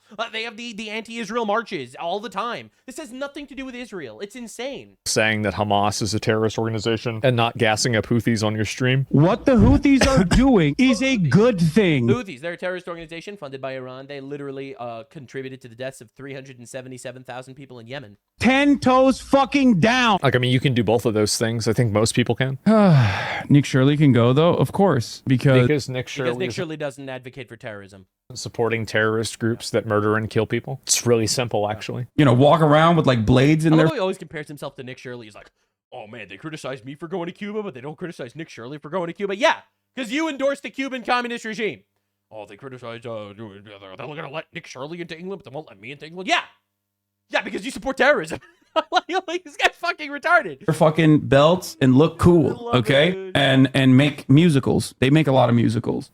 Nick Shirley is a dog for the fascist state. That fascism is here. The UK, fascism, UK, completely conquered by Islam, but it's fascist. It's like completely captive to the interests of pro-Israel advocacy organizations. Like, fucking hates Israel. What are we even doing here? They just recognized Palestine as a state. Hello, what are you serious? Is Japan categorizes Hamas and all of these people as terrorists. At a certain point, everybody that disagrees, because Japan is also dogs of Israel. You didn't know? Agrees with you isn't Israel. It's so stupid. And this is the liberal government, right? The Labor government is supposed to be the liberal government doing this. Yeah. And the American government is the right-wing government doing it. Like, we are in the 1930s era. Yeah, people are universally aligned against terrorism. This is on his Twitter account. You can see it's his Twitter account. Poorest nation on earth, and they still find time to make music videos. This is them celebrating the Houthis. Promoting a literal terrorist propaganda. How's he not banned? By the way, do you know what the actual Houthi slogan is? The official Houthi slogan? I'll even show it to you because you probably won't believe me. Houthi Wikipedia. It's not pronounced Wikipedia. It's pronounced Wikipedia. All right, get ready. Get ready, boys. Get ready, boys and girls. All right, let's see the actual official Houthi flag. The slogan and the emblem of the Houthis. All right, what does that mean? Well, what does that mean? Oh, let's translate it. Allah is the greatest, death to America, death to Israel, a curse upon the Jews, victory to Islam. That is the direct translation of the Houthi slogan. All right, I wonder why some people don't like those guys. I don't know. Straight up fucking fascism. That's it. What makes fascism? Not letting somebody into your country if you think they might be a political instigator is fascism now. Dude, I'm so tired of it, man, but I love that they keep trying to do it. Is it fascism? Like, my fatigue of his arguments is a good thing, because it means everyone's fatigued from his arguments. So if you don't let people that support terrorism into the country, it's fascism? Dude, I actually totally support the idea of nations not letting foreign instigators into their countries. I don't know if this is like a hot take, but yeah, no, that actually is my stance. And yes, I did criticize England when they didn't let the right-wing commentators into it for the Unite the Right rally in England, or whatever it was called, the Unite the Kingdom. And my reason for that is very simple. It's because they let in migrants. It's because they let in infinite third worlders to rape their civilians. So yeah, when they don't let right-wing people into the country, I do criticize it. But when they don't let us on into the country, it's actually fucking hilarious and I support it. No, that's not me being hypocritical. It is totally not hypocritical whatsoever. It's fucking awesome, actually. Oh my God, you're such a hypocrite. You don't mind when England blocks retard terrorists from entering the country, but you do mind when England blocks patriots that love Western civilization in the country? Oh my God, you like good guys, but you don't like bad guys? You hypocrite, you. Think he's like Anne Frank? What? Do you think he's like Anne Frank? Oh no. Oh, yeah, of course. Absolutely. That's right. All Houthi terrorists are just like Anne Frank. Tucker and Nick Fuentes should also be banned? No, of course not. Because Nick Fuentes doesn't support terrorism. What are we doing here? They don't support And terrorist by the way, Nick Fuentes would totally get banned from England. What are we even talking about? organizations. That's it. Israel is a fascist country. But you're and talking it about the gets UK. to enforce its bidding upon other countries, and in an effort. How the fuck do they think that Israel is getting every country on the planet to enforce their bidding by banning Hassan Piker? Are we even remotely taking this seriously? To abide by the. I become more pro-Israel every single time I see like the retards like Cenk Uygur and Hassan Piker have meltdowns. I'm not gonna lie. Every time I see like one of these guys go support terrorism, I'm like, fuck yeah, Israel killed a lot of Hamas guys. That was sick. I like, bro, dude. And here's the thing. I think Israel is a foreign country. I do not like just, I'm not loyal to their government by any means. But I just want to make my stance clear. I don't support everything that they do. For example, I don't support the pride stuff. I do support them killing terrorists. I know that this is a really hot take. But yeah, no, that's just where I stand. Like, what do you want me to say? Wishes of a foreign country like Israel, the Western liberal democracies that are supposed to protect and preserve speech. To be clear, he doesn't care about speech at all. He literally doesn't care about speech. He advocates for everyone getting banned. People like Destiny, Nick Fuentes getting banned from different platforms. He supports all that. He doesn't care about speech. He celebrated when Donald Trump was banned from Twitter at the end of his first term. He celebrates all forms of squashing freedom of speech. He supports Hamas. He supports the Iranian regime that shut the internet off for their people. Their internet was shut off for 3 months, and he supported that Islamic regime that massacred them in silence. He supported that. He doesn't give a shit about free speech. He just likes his speech. He just wants to be able to support terrorism. Even if they don't have a First Amendment like we do here in the United States of America, they're supposed to. Hassan doesn't care about freedom of speech. He doesn't care about any of this. He had no problem getting Nick Fuentes deplatformed. Never said anything about me getting deplatformed. Whenever he's talking about freedom of speech, he's talking about his freedom of speech. That's the moment right. that it The left uses words as weapons to destroy you. They don't believe in any of the things they say. happens to him, well, now it's different. Oh, okay. Did Hassan Piker incriminate himself again? No. Like, as an American citizen and as a member of the media, of course I'm going to sometimes talk to members of, state-sponsored terrorist organizations. That's like normal part of the process. If you don't want to have that happen. Hello, my mouth is open to place my foot right inside. And you don't want to get banned, don't support terrorism. It's actually really simple. It actually is really simple, man. Or maybe it's Israel that's manipulating the British government to recognize Palestine and ban Hassan. Maybe they did that. I don't think I'm alone in saying that Hassan Piker has single-handedly increased and bolstered my support for Israel. It's not even controversial. Now on the homeland, our patriots are fighting the likes of Hassan Piker as well. It's truly glorious stuff, I have to say. A crown for every achievement. There's currently an insurrection going on in New Jersey. For some reason, the mainstream media doesn't want to cover this because apparently that would make them look very bad, because it seems like their entire audience are just astroturfed morons that are trying to overthrow our country and kill our people or something. I don't know. That's pretty good. The Newark mayor imposes curfew after violent protests at ICE facility. Oh my God. Demonstrations at the 1,000-bed ICE detention center on May 22nd after detainees started a hunger and labor strike, which is awesome because it's not like they were labor strike. Like, these people had jobs, right? Like, all these people that flew in from across the country to insurrect in fucking New Jersey, all these guys had jobs, right? Sure, I'm sure they did. And hunger strike, bro, please stay hungry. Please do not eat. That would literally solve all of our problems for us. Colossal W. Over spoiled food, overcrowding, no air conditioning, poor medical care. Oh no, the people that invade our country illegally and refuse to deport themselves are being treated unfairly as they're being deported from our country on our tax dollars? Look, people say that I don't have enough empathy for the people that come into our country and try to rape us. I personally have a very different stance. My stance is they had the ability to leave themselves and self-deport, and they refused to do so. So therefore, we're going to take matters into our own hands, and we're going to do it in the most cost-effective way possible. Now, you could cry about it, but you shouldn't have done it. You shouldn't have come in illegally. You should have left yourself. You decided not to. You tossed a coin, and shit's landing on tails. What can I say? What am I supposed to feel bad for the people that are trying to rape me and failed? Sorry, bro. Don't care. Cry about it, actually. As reported by attorneys, relatives, visiting lawmakers, right? Jerry Adler and Cory Booker, federal officials deny the claims, insisting detainees got proper meals and care. I personally believe them. I actually don't care. I don't care about evidence. I don't even want to see evidence for this. I so don't care. But what if they're treated harshly? Shouldn't have done it.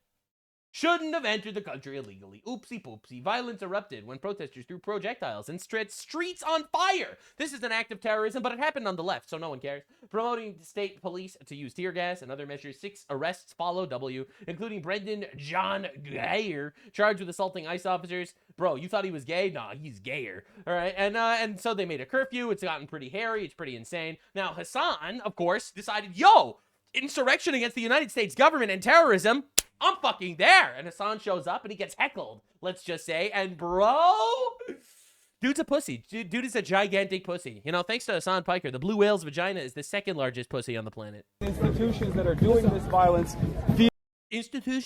violence. Bro, you're doing the violence, okay? These people invaded our country illegally. We have to get them out. They have to leave. They have to fucking go. That's a them issue. All right. Oh, no, but what if they're manhandled? I don't know. I don't fucking care. You put them on trebuchets and launch them across the border for all I fucking care. These people fucking invaded our country illegally. They had the ability to leave themselves peacefully. They refused, and they fucked around, and now they're finding out. What do you want me to say? Like, all of society needs to crumble because a couple of retards want to rape you? Sorry. Feel a sense of accountability.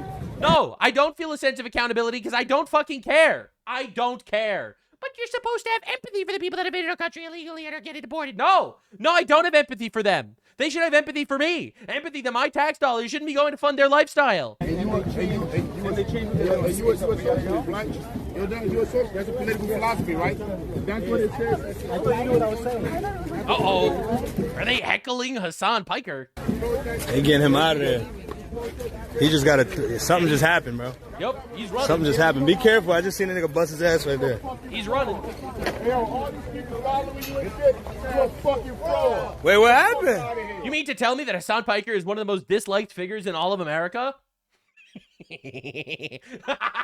I told you, man, I invested in the Hassan Piker is bad, like back when the stocks were low, and now stocks are fucking booming. I am getting paid back in dividends, bro. I invested in this fucker. What happened that quick? What happened? He's a fucking fraud. He don't know what the fuck he's talking about. That's right. That's People right. follow him because he got money. Yeah. Look at him running. That's right. Look at the pussy. Look at the pussy go. That millionaire fucking communist. Look at the fucking pussy. Fuck Twitch. They get out of here with them view bots. Yes. You view botting pussy. That's right. Fuck out of here, you view botting bitch. It's true. He's correct. He also supports terrorism. Out of here, nigga. Go back to your desktop, you dog abuser. Look, man. Yo! Got him with the lightning Kaya over there. Brutal. You fucking dog abuser. That's right. True. You abuse dogs, huh? You fucking bitch. He also went to a brothel in Germany with that sex traffics children. You abuse dogs, right? That's right. That's him. That's him. How about we abuse you? Get him. Get him, Black Panther. Get him. Get punk. Dude, I'm telling you, man, conservative black people are fucking awesome. You abuse dogs? Word? What's up? What's up? You abuse dogs too? Look at the pussy run. Look at this pussy fucking run. This guy's a revolutionary, right? He's fanning the flames of revolution in America. He hears about some bitches committing terrorism in New Jersey, fucking busts ass to get over there. What's up? You fucking dog abuser, get the fuck out of my shit. Fuck out of here. Fuck Twitch. Go suck Dan Clancy dick. Yes! Punk. God, I love this guy. Patriot. Patriot. Nah, I ain't talking to you. Respect women, queen. I would never disrespect you, queen. Stay in your lane. This for my people right here. Patriot. I don't even know this nigga. This is my people. Fuck you. Fuck Twitch. You dog abusing bitch. Yes. Yeah, you dog abuser. Yes. Yeah. God, I love how Hassan Piker is just like universally hated. It's awesome. Abuse dogs, right? You think that's him. sexy? That's the guy. That's the guy. You think that's sexy? You think don't touch me. You think abusing dogs is sexy? Hey, don't touch this Patriot. You think abusing dogs is sexy? How dare you? You think abusing dogs is sexy, you weird ass bitch? What's up? By the way, this is Hassan Piker freeing the inmates from ICE detention, LARPing his revolution. It's not just him. Okay, so fuck him then. Fuck him then. Why you walking with him? It's not just him. There's a lot of people that support the abuse of dogs and support terrorism. If he did it. Bro, you're literally wearing the fucking terrorist headband over here. I'm gonna worry about this? It's his freedom of speech. This patriot has the right to free speech. He has the right to yell and niggle this man in public. That's my new favorite word, by the way. Why you walking with him if he abuses dogs? Yeah, that's right. Patriot, because he supports Hamas and they abuse dogs. He supports all the other fucking terrorists that abuse dogs. Islam hates dogs. Why you walking with him if he abuses dog? Good question. So if you condone that, you got involved? Fuck you too. Oh, true. Okay, come on. Get him. Come Get on. him, Yeah, Patriot. we can run. Let's run. Let's run, baby. Oh, I like running. Let's run. Let's run. Let's run. I like your red hair. That's nice. Yo, you abuse dogs, you fucking weirdo? Yeah! You abuse dogs, you weirdo? Get him! Fuck Twitch, don't touch me. I didn't touch shit. Get shit, yo, you smell like shit though. Back up. You do. I Fuck believe Twitch! Fuck Twitch and fuck you! Fuck Twitch and fuck you! You fucking view botter? Yeah! Yo, you abuse your Patriot. dog? That's crazy, bro. Yo, your dog walking around in his $5,000 clothing to fight for got a communism. shot collar? Your dog got a shot collar? Get the fuck out of here. What, you gonna hit me? No, I'm not gonna hit you. Okay, so what? I'm in public though. Freedom of speech. He's a dog abuser. That's right. That's my He's patriot. a dog abuser. He's a patriot. He's a dog abuser. Look at this guy. Why are you condoning a dog abuser? True, all of these Fuck people. Twitch. Yeah. You abuse your dog. God, fucking patriot. Fucking, it was Israel. Hassan Piker getting ready to respond. It was Asmongold. True. God, it's just so fucking good. So anyway, that's the best news from the New Jersey insurrection. It gets a lot worse. Now, while Hassan Piker goes to fight for terrorists in New Jersey, they get him on everything, bro. I don't have any personal contact with Roy Singham or any of these other people. I mean, I know some of these people. They're wonderful people in general. They're activists. Wonderful people fighting for foreign communist regimes that are adversarial to the United States. Wonderful people. I don't know anything beyond what is readily available information, but none of it is actually hidden or illegal in any way, shape, or form. Fox News Digital says I have a subpoena, but I've yet to be served one. So I don't even know what's going on.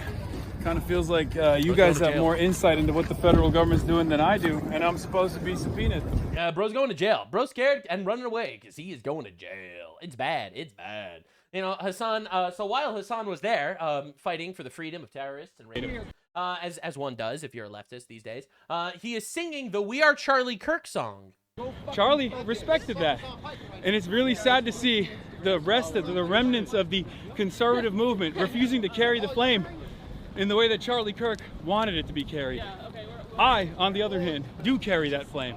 Because we are Charlie Kirk. Discussing things like right. So this is him basically celebrating the assassination of Charlie Kirk. And for those of you that are unaware, this is a very popular song among leftoid retards. We are Charlie Kirk. We carry the flame. We'll fight for the gospel. We'll honor his name. We are Charlie Kirk. Right, so, and this is like a daily routine on his show where he celebrates the assassination of Charlie Kirk. I just want you to understand exactly what we're dealing with here, right? This is Hassan Piker, you know, talking about how it's the best song. Bro, this song is a banger. This is like soundtrack to a meet cute love story in Hawaii.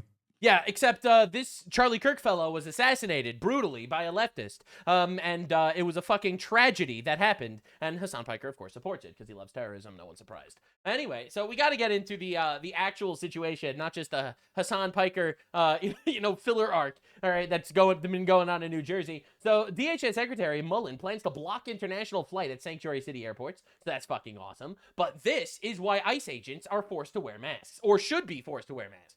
So this is a guy unmasking an ICE agent and saying, I saw your face, I'm going to kill your whole family now. I'll kill your whole fucking family. This is leftist rhetoric that gets people into this state, all right? That actually believes that ICE agents are Nazis. Your family's dead. Come on. Children, your wife, all dead. Put it, my boy. I have your face, motherfucker. You're dead. Dead. Because I'm about that life. And you know what? I believe that he would do it if he could. I'm sorry. The entire party that celebrated the assassination of Charlie Kirk and calls ICE agents Gestapo Nazis, I totally believe that they would do it. You said come on? You said come on, right? Yeah, it's small now. Put this thing down. Tell your boys to back up. I'm about that life, my boy. Right? So this is just left-wing terrorism, and of course, unfortunately, we just have to make believe it's normal. I wonder why the left supports every terrorist organization on the planet. Yeah, I can't believe it. Maybe they are one. Who knows? So a journalist just filmed inside the Newark ICE protest camp. Nick Sortor, he citizen journalist, by the way, saving the West. Right? So this dude invaded the ICE protest area.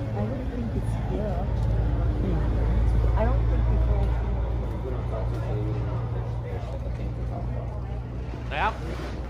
A couple of libtard white women and foreigners, of course. Of course. That's just what they have. Yeah, this is totally not AstroTurf. Totally not funded.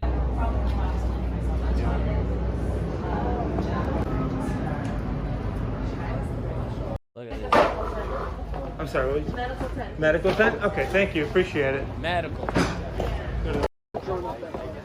Medical. Look at this. You're going to tell me this is just a couple of people that naturally got together to protest for the rights of rapists or something? No, absolutely not. They were paid to protest for the rights of rapists. Medical tent? Is that? Oh, you got it. Thank you. Just need hand sanitizer. Okay. On that table. Sounds good. Thank you. Look at this. Look at this level of equipment, bro. This is the fucking MMO guild hall of leftoid violence. Make a full for everything. Yeah. And then I'm gonna tape out the map here. Yeah. Just infinite eye wash because they know they're gonna actually get pepper sprayed by people that are trying to do their jobs and protect their country.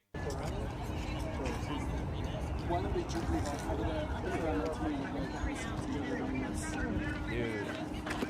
This is a fucking like an encampment. We got people living out there. This is insane. Look at that. Nick Sorter went in with a hidden camera. He found tens of thousands of dollars of equipment on site, riot gear, not signs, not banners, riot equipment, hot food delivered every hour on schedule, medical stations, expensive tents, organized supply chains. This is outside Delaney Hall ICE Detention Center in Newark, New Jersey. Protests been running for a week around the clock. Andy NGO documented week-long violence from Antifa at the same facility. State police did nothing, obviously. Obviously, no one knows who sourced it. Now, this is somebody who was acting AG. Todd Blanche was threatened, right? Oh, family! Did I show this to you? Family's dead! Right, this is the guy screaming, "I'll kill your whole family." Children, your wife, all dead! Punch it! My boy! I have your face, mother! You're dead! Dead! You're dead, your children, your wife, your whole family, I'll kill them all. And then ironically says, I have your face. We all have his face. Yeah, so... now, by the way, this is exactly why the left is trying to get ICE agents to unmask. Masked agents terrorizing our neighbors. No. They're agents that are protecting themselves from violent terrorist leftists, of which there are thousands, to be a moderate estimate for you. And they're doing their absolute best to keep our country safe from invaders. So do we. And look, that's a federal crime. And not only threatening the ICE officer, but think about how disgusting this individual is, threatening. I love that he's looking at it from a stake of individualism. Bro, this is an ideology that's inbred on the left right now. His family and his children with death. What is this man doing? He's just doing his job standing there. And so this again, that is disgusting, that what you just showed, and we see his face. And I promise you, we will find him. And when we find him, we will arrest him, because it is a crime not only to threaten law enforcement, but not surprisingly to threaten their family as well. Yeah, so now I'm not going to sit here and be like, oh, Trump administration, they're not going to do anything. Nothing's going to happen. Boom, never mind. Told you, FBI just arrested the man who threatened to kill ICE officers and their families. FAFO, based. Pam Bondi could never. Holy shit, we got him. W, they raided his house. They cooked him. Based, actually. This guy. Right, that guy. What you just. They just arrested him. Trump FBI raids the house, carries out felony arrest against leftist terrorists who threatened to kill ICE agents and their families on camera. Let's go. Complete W. All right. Sorry, bro. You had his face. Well, we had yours. Just a W, man. Apparently, we just have to live with this. Now, the leftist rioter arrested by the DOJ for biting ICE agents. I'll get a load of this one. You're not going to be ready for this. Right. So while all this violence is going on over here, as you can see, these are the bite marks from this. From this guy, like, bro, they all look the same. They all have like the same exact fucking features. It's the soy boy phenotype for real, right? So guess what? The guy that was arrested by the DOJ for biting ICE agents had reportedly previously charged with child porn, charged with sexual abuse of children. Absolute fucking cinema. No one saw this one coming. Violent leftist who bites an ICE agent because he just cares so much about the foreign rapists and pedophiles ends up being a pedophile, allegedly. No one saw this coming, much to the surprise of the world. It's the thing that keeps happening. A leftist? A pedophile leftist? I can't believe it. I'm in shock. Look at this. Look at these fucking savages, these animals, these barbarians. Last night, a violent rioter savagely kicked and bit ICE law enforcement officer outside of Delaney Hall. Today, the violent agitator is being charged. And the dude allegedly had a history of child porn, and shit like that. You know, so this is New Jersey finally caving and sending police to ICE Newark. And of course, you have the tolerant left responding. To help ensure the safety of everyone, we are moving everyone from active roadways to a designated. It's white supremacy to deport rapists. It's white supremacy. Pieces of shit! You class traitors! Class traitors. You class traitors. You guys are not their Bro, your words mean nothing. fucking friends! You're nothing more than a bum-licking slave! You're a bootlicker. A slave. You should let yourself get raped by violent people that enter our country illegally. The fucking ICE agents have been assaulting and battering people for days. Not nearly enough, if you ask me. I want to report a crime. Put on report a crime, coach. You jackboot dope. You got a swagger ass chicks on me. Take it out the That's just what you have to live with, I guess. I guess that's just classic leftism, am I right? Now, while all this is going on, random $1,000 supply drops get fucking dropped off for these terrorists. No, not mine. No, listen, you know. Look, it just came out of nowhere. It spawned. You asked somebody for Look, permission. it just that's spawned, guys. Wow. Isn't that nice? How it just spawns out of thin air like that?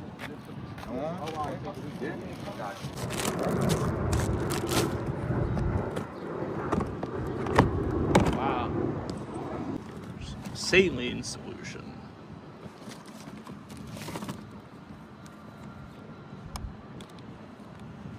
Just spawned. Don't worry, guys. Nothing to ask. You just showed up. We don't know who put it there, but it's there now. Let's go. W, guys. Totally not funded. Totally a natural protest. Am I right, guys? Now, leftists violently attacked and robbed journalist Cam Higbee. I've covered him in the past. He's done a really good job of citizen journalism. GOAT, actual patriot, by the way. All right, so he was robbed and assaulted by leftists. Not worth it.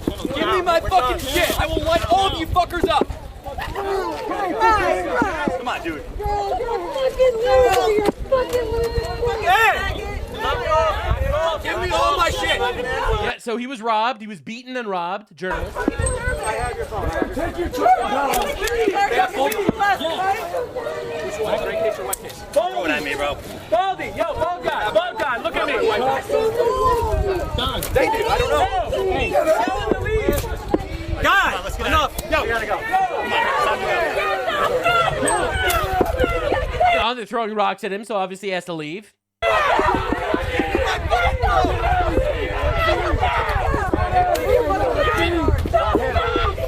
think, by the way, all these leftoids that are running defense for the violent people, I think they should be arrested for accessories to crime. Like, I really don't know why we don't take this more seriously. Like, it's unacceptable to have these fucking terrorist anarchists just overrunning our country because they decided they wanted to. Don't hit it.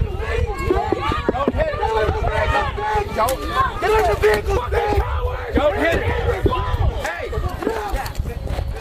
Don't get in the vehicle. And they're throwing shit at him. They don't know what's flying. Fucking wanker. And he was pepper sprayed, so he's blinded right now. So he's being walked by this guy.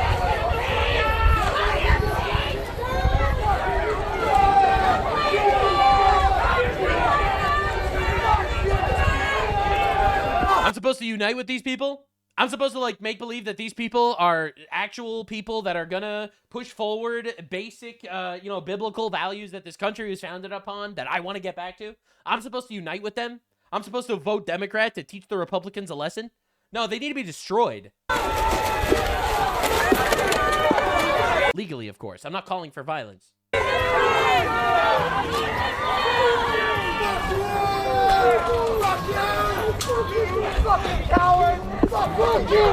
Yeah, so that's insane. Like, actually insane. Leftists got away with violently attacking and robbing journalist Cam Higbee at ICE in Newark. Now the leftists are bragging about it. And guess what? It's even worse than you could possibly imagine. Cam Higbee calls 911 because, he got beaten and robbed. This is how his call went. Dispatch 911. What's your emergency? Me. I need an officer to take my report. I was attacked and robbed of at least $1,500 worth of property at Delaney Hall. Sir, who robbed you? Me. The masked chaos agents that are apparently allowed to run our streets while officers are nowhere to be seen. Get ready for this. Dispatch, sir, are you saying ICE robbed you? Bro. The blue cops are just completely and utterly fucking captured by this ideology too. Me. Are you stupid? No, I'm saying ICE. I'm not saying ICE robbed me. I'm talking about the protesters who attack people every single night outside Delaney Hall. Dispatch, sir, they are simply peacefully protesting. He literally has footage of it. And he has to argue with these bitches. All right, did you miss the part where they robbed and attacked me? You can keep your brain dead opinions to yourself. You're a 911 dispatcher. I was robbed. I needed an officer, not your stupid input. I will be filing a FOIA for this 911 call with the Newark dispatcher. The first dispatcher hung up on him. You can't make this shit up. It's so obvious that we are dealing with an organized, funded, terrorist insurrection in our country, and for some reason no one's doing anything about it. Our quote-unquote empathy will be the end of us. Hello, we need to deport every single illegal because being in our country means something. Our laws mean something. We need to deport every single violent rioter and insurrectionist because our country and our laws mean something. Yes, you might not like that Donald Trump is president, but he fucking is the president. You're president, and you have to live with that. That's what our country is. That's how it was founded. You could fucking suck it. And until we actually have an administration that is willing to put their fucking boot down, we're literally just going to keep living through this shit. I wish Donald Trump was the fascist that the left actually thinks he is. I really do. Antifa rioters are attacking police horses because they love abusing animals. It's their favorite thing. You know, animal rights activists attacking horses, but maybe they're fascist horses? Have you considered that perhaps the horses are just vehicles of fascism?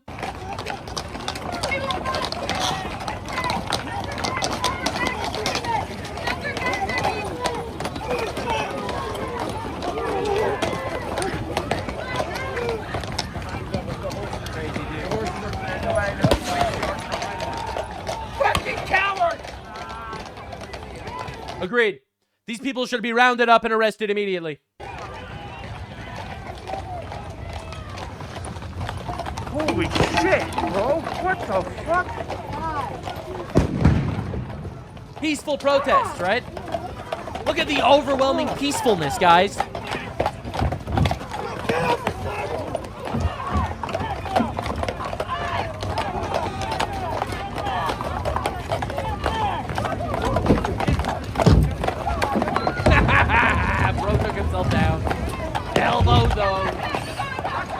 And if one of these horses would have kicked one of the rioters and he would have died, that would have been a classic fucked around, found out situation. Now, that guy would have become the next Renee Good, all right, a retard who committed suicide by cop. But this is just what we're dealing with now.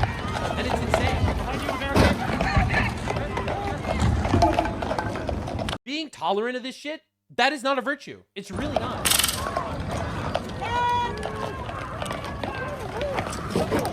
Nice work.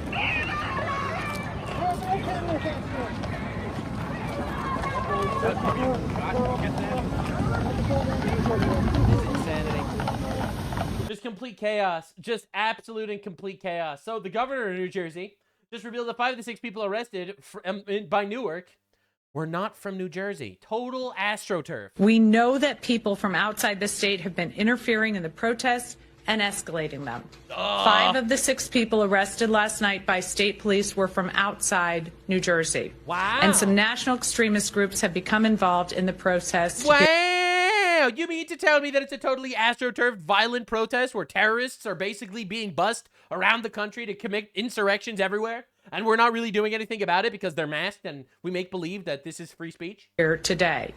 To the people coming from out of state to create chaos and dangerous situations, you should not be here. Wow! Strongly worded letter. That'll help, guys. We got a strongly worded letter from Governor Sherrill. It's over now. It's over. All right, so this is just some comedy. They literally shot through my dick. Look. Colossal W. We will not have any more of him. Jesus Christ. I heard the laugh. W, let's go. Is it still there? Fuck them, though. Fuck them, you know?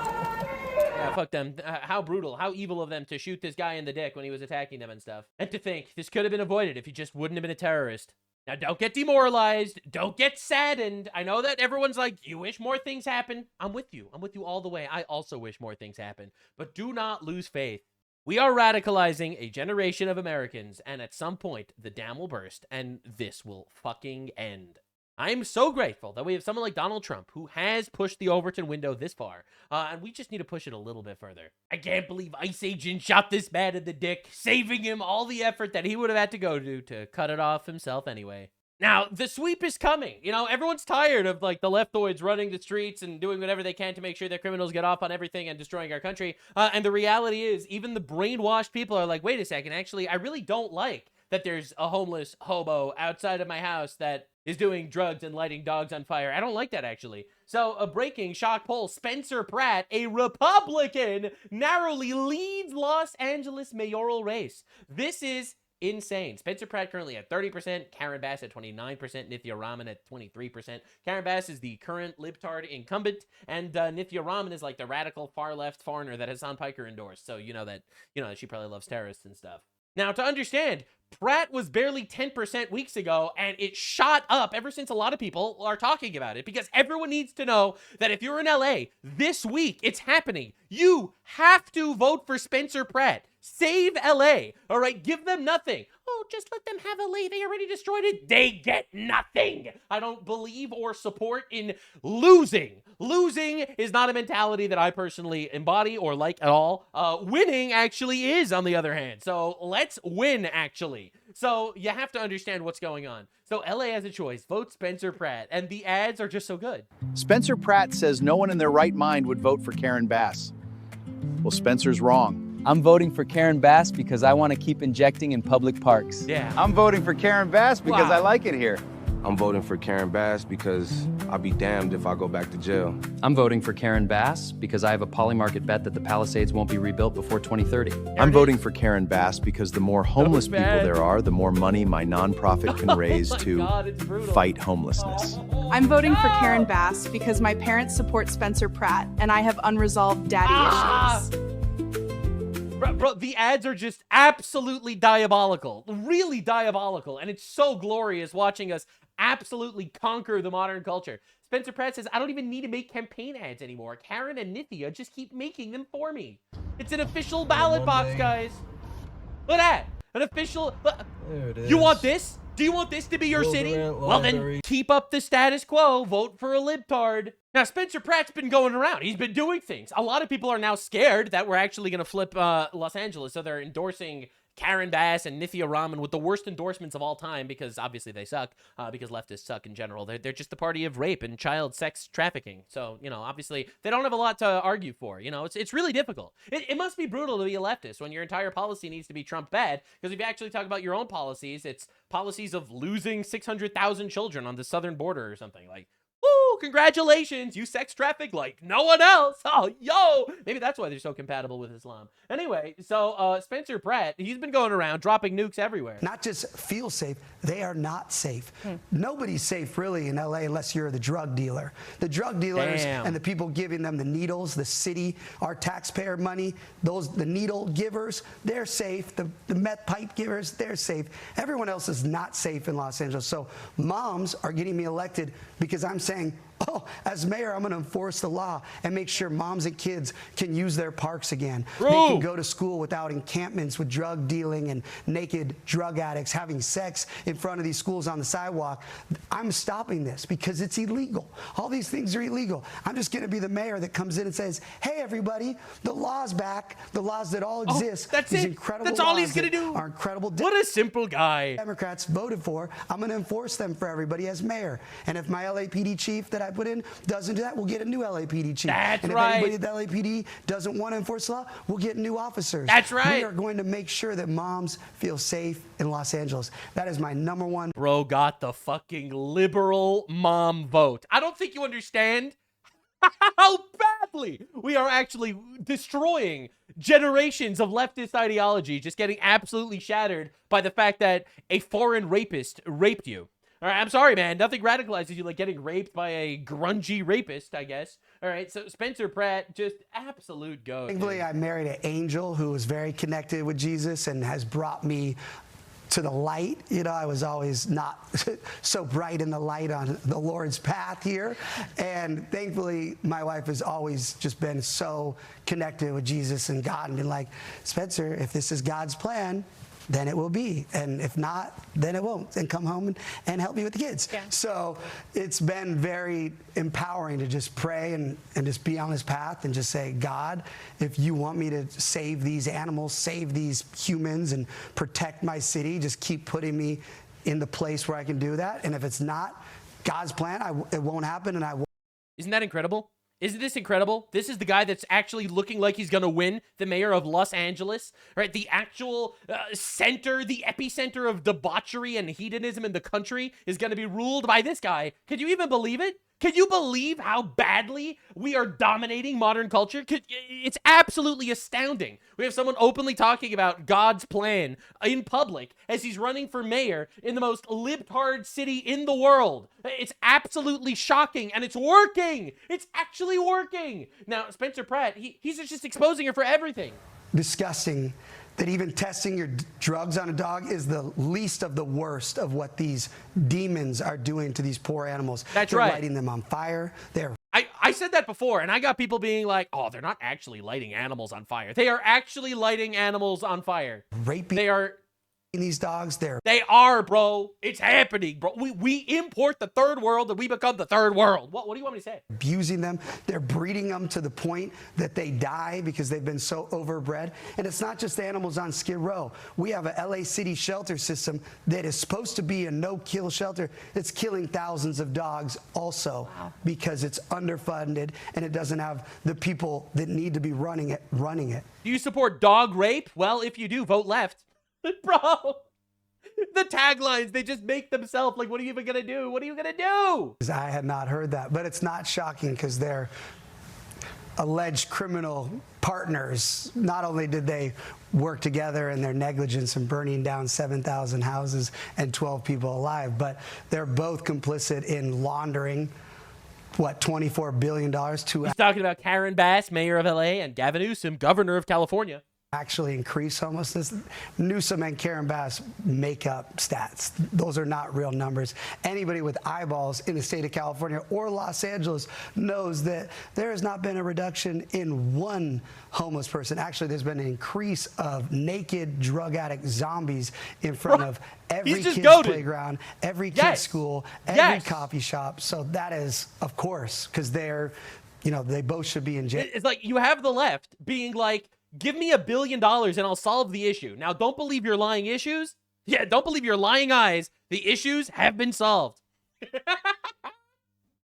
And he's just like, hello, you have eyeballs. Their stats are fake. They make them up.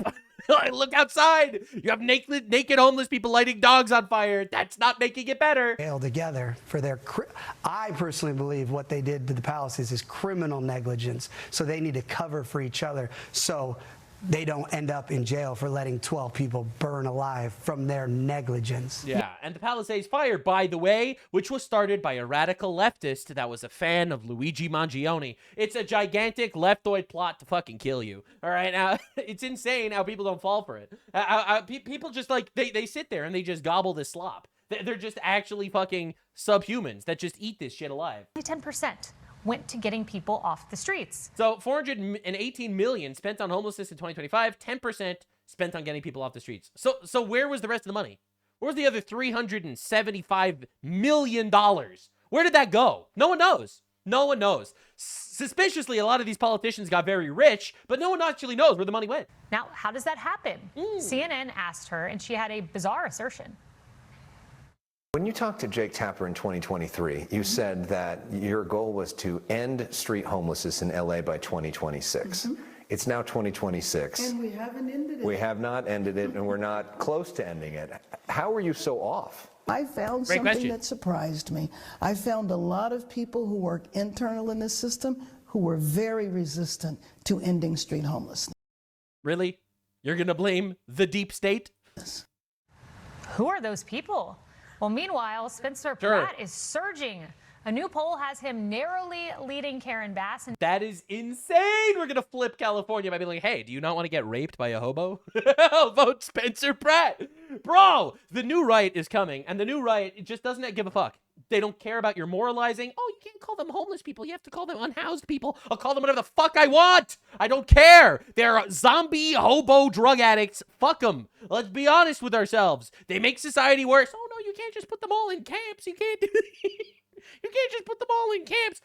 But guess what? If they all get put into camps, society will get magically better. So let's figure something out, shall we? Listen, man, I'm not endorsing anything. So Hannah Einbinder is some fucking retard Hollywood star or something, criticizes and says we have to resist Spencer Pratt. No, he's a fascist. There's a lot of wealth in this city, and I think that there are a lot of people who masquerade as Democrats or people on the left, but really money is their key issue, and that's what leads them to vote for people like Spencer Pratt. I love how she has like LGBTQ behind her. She has like the pedophile logo behind her. Who is endorsed by Donald Trump, and I will remind oh my God, he got endorsed by Donald Trump. Oh no, oh my God. Everybody of that. So yeah, it's important. He was endorsed by Donald Trump.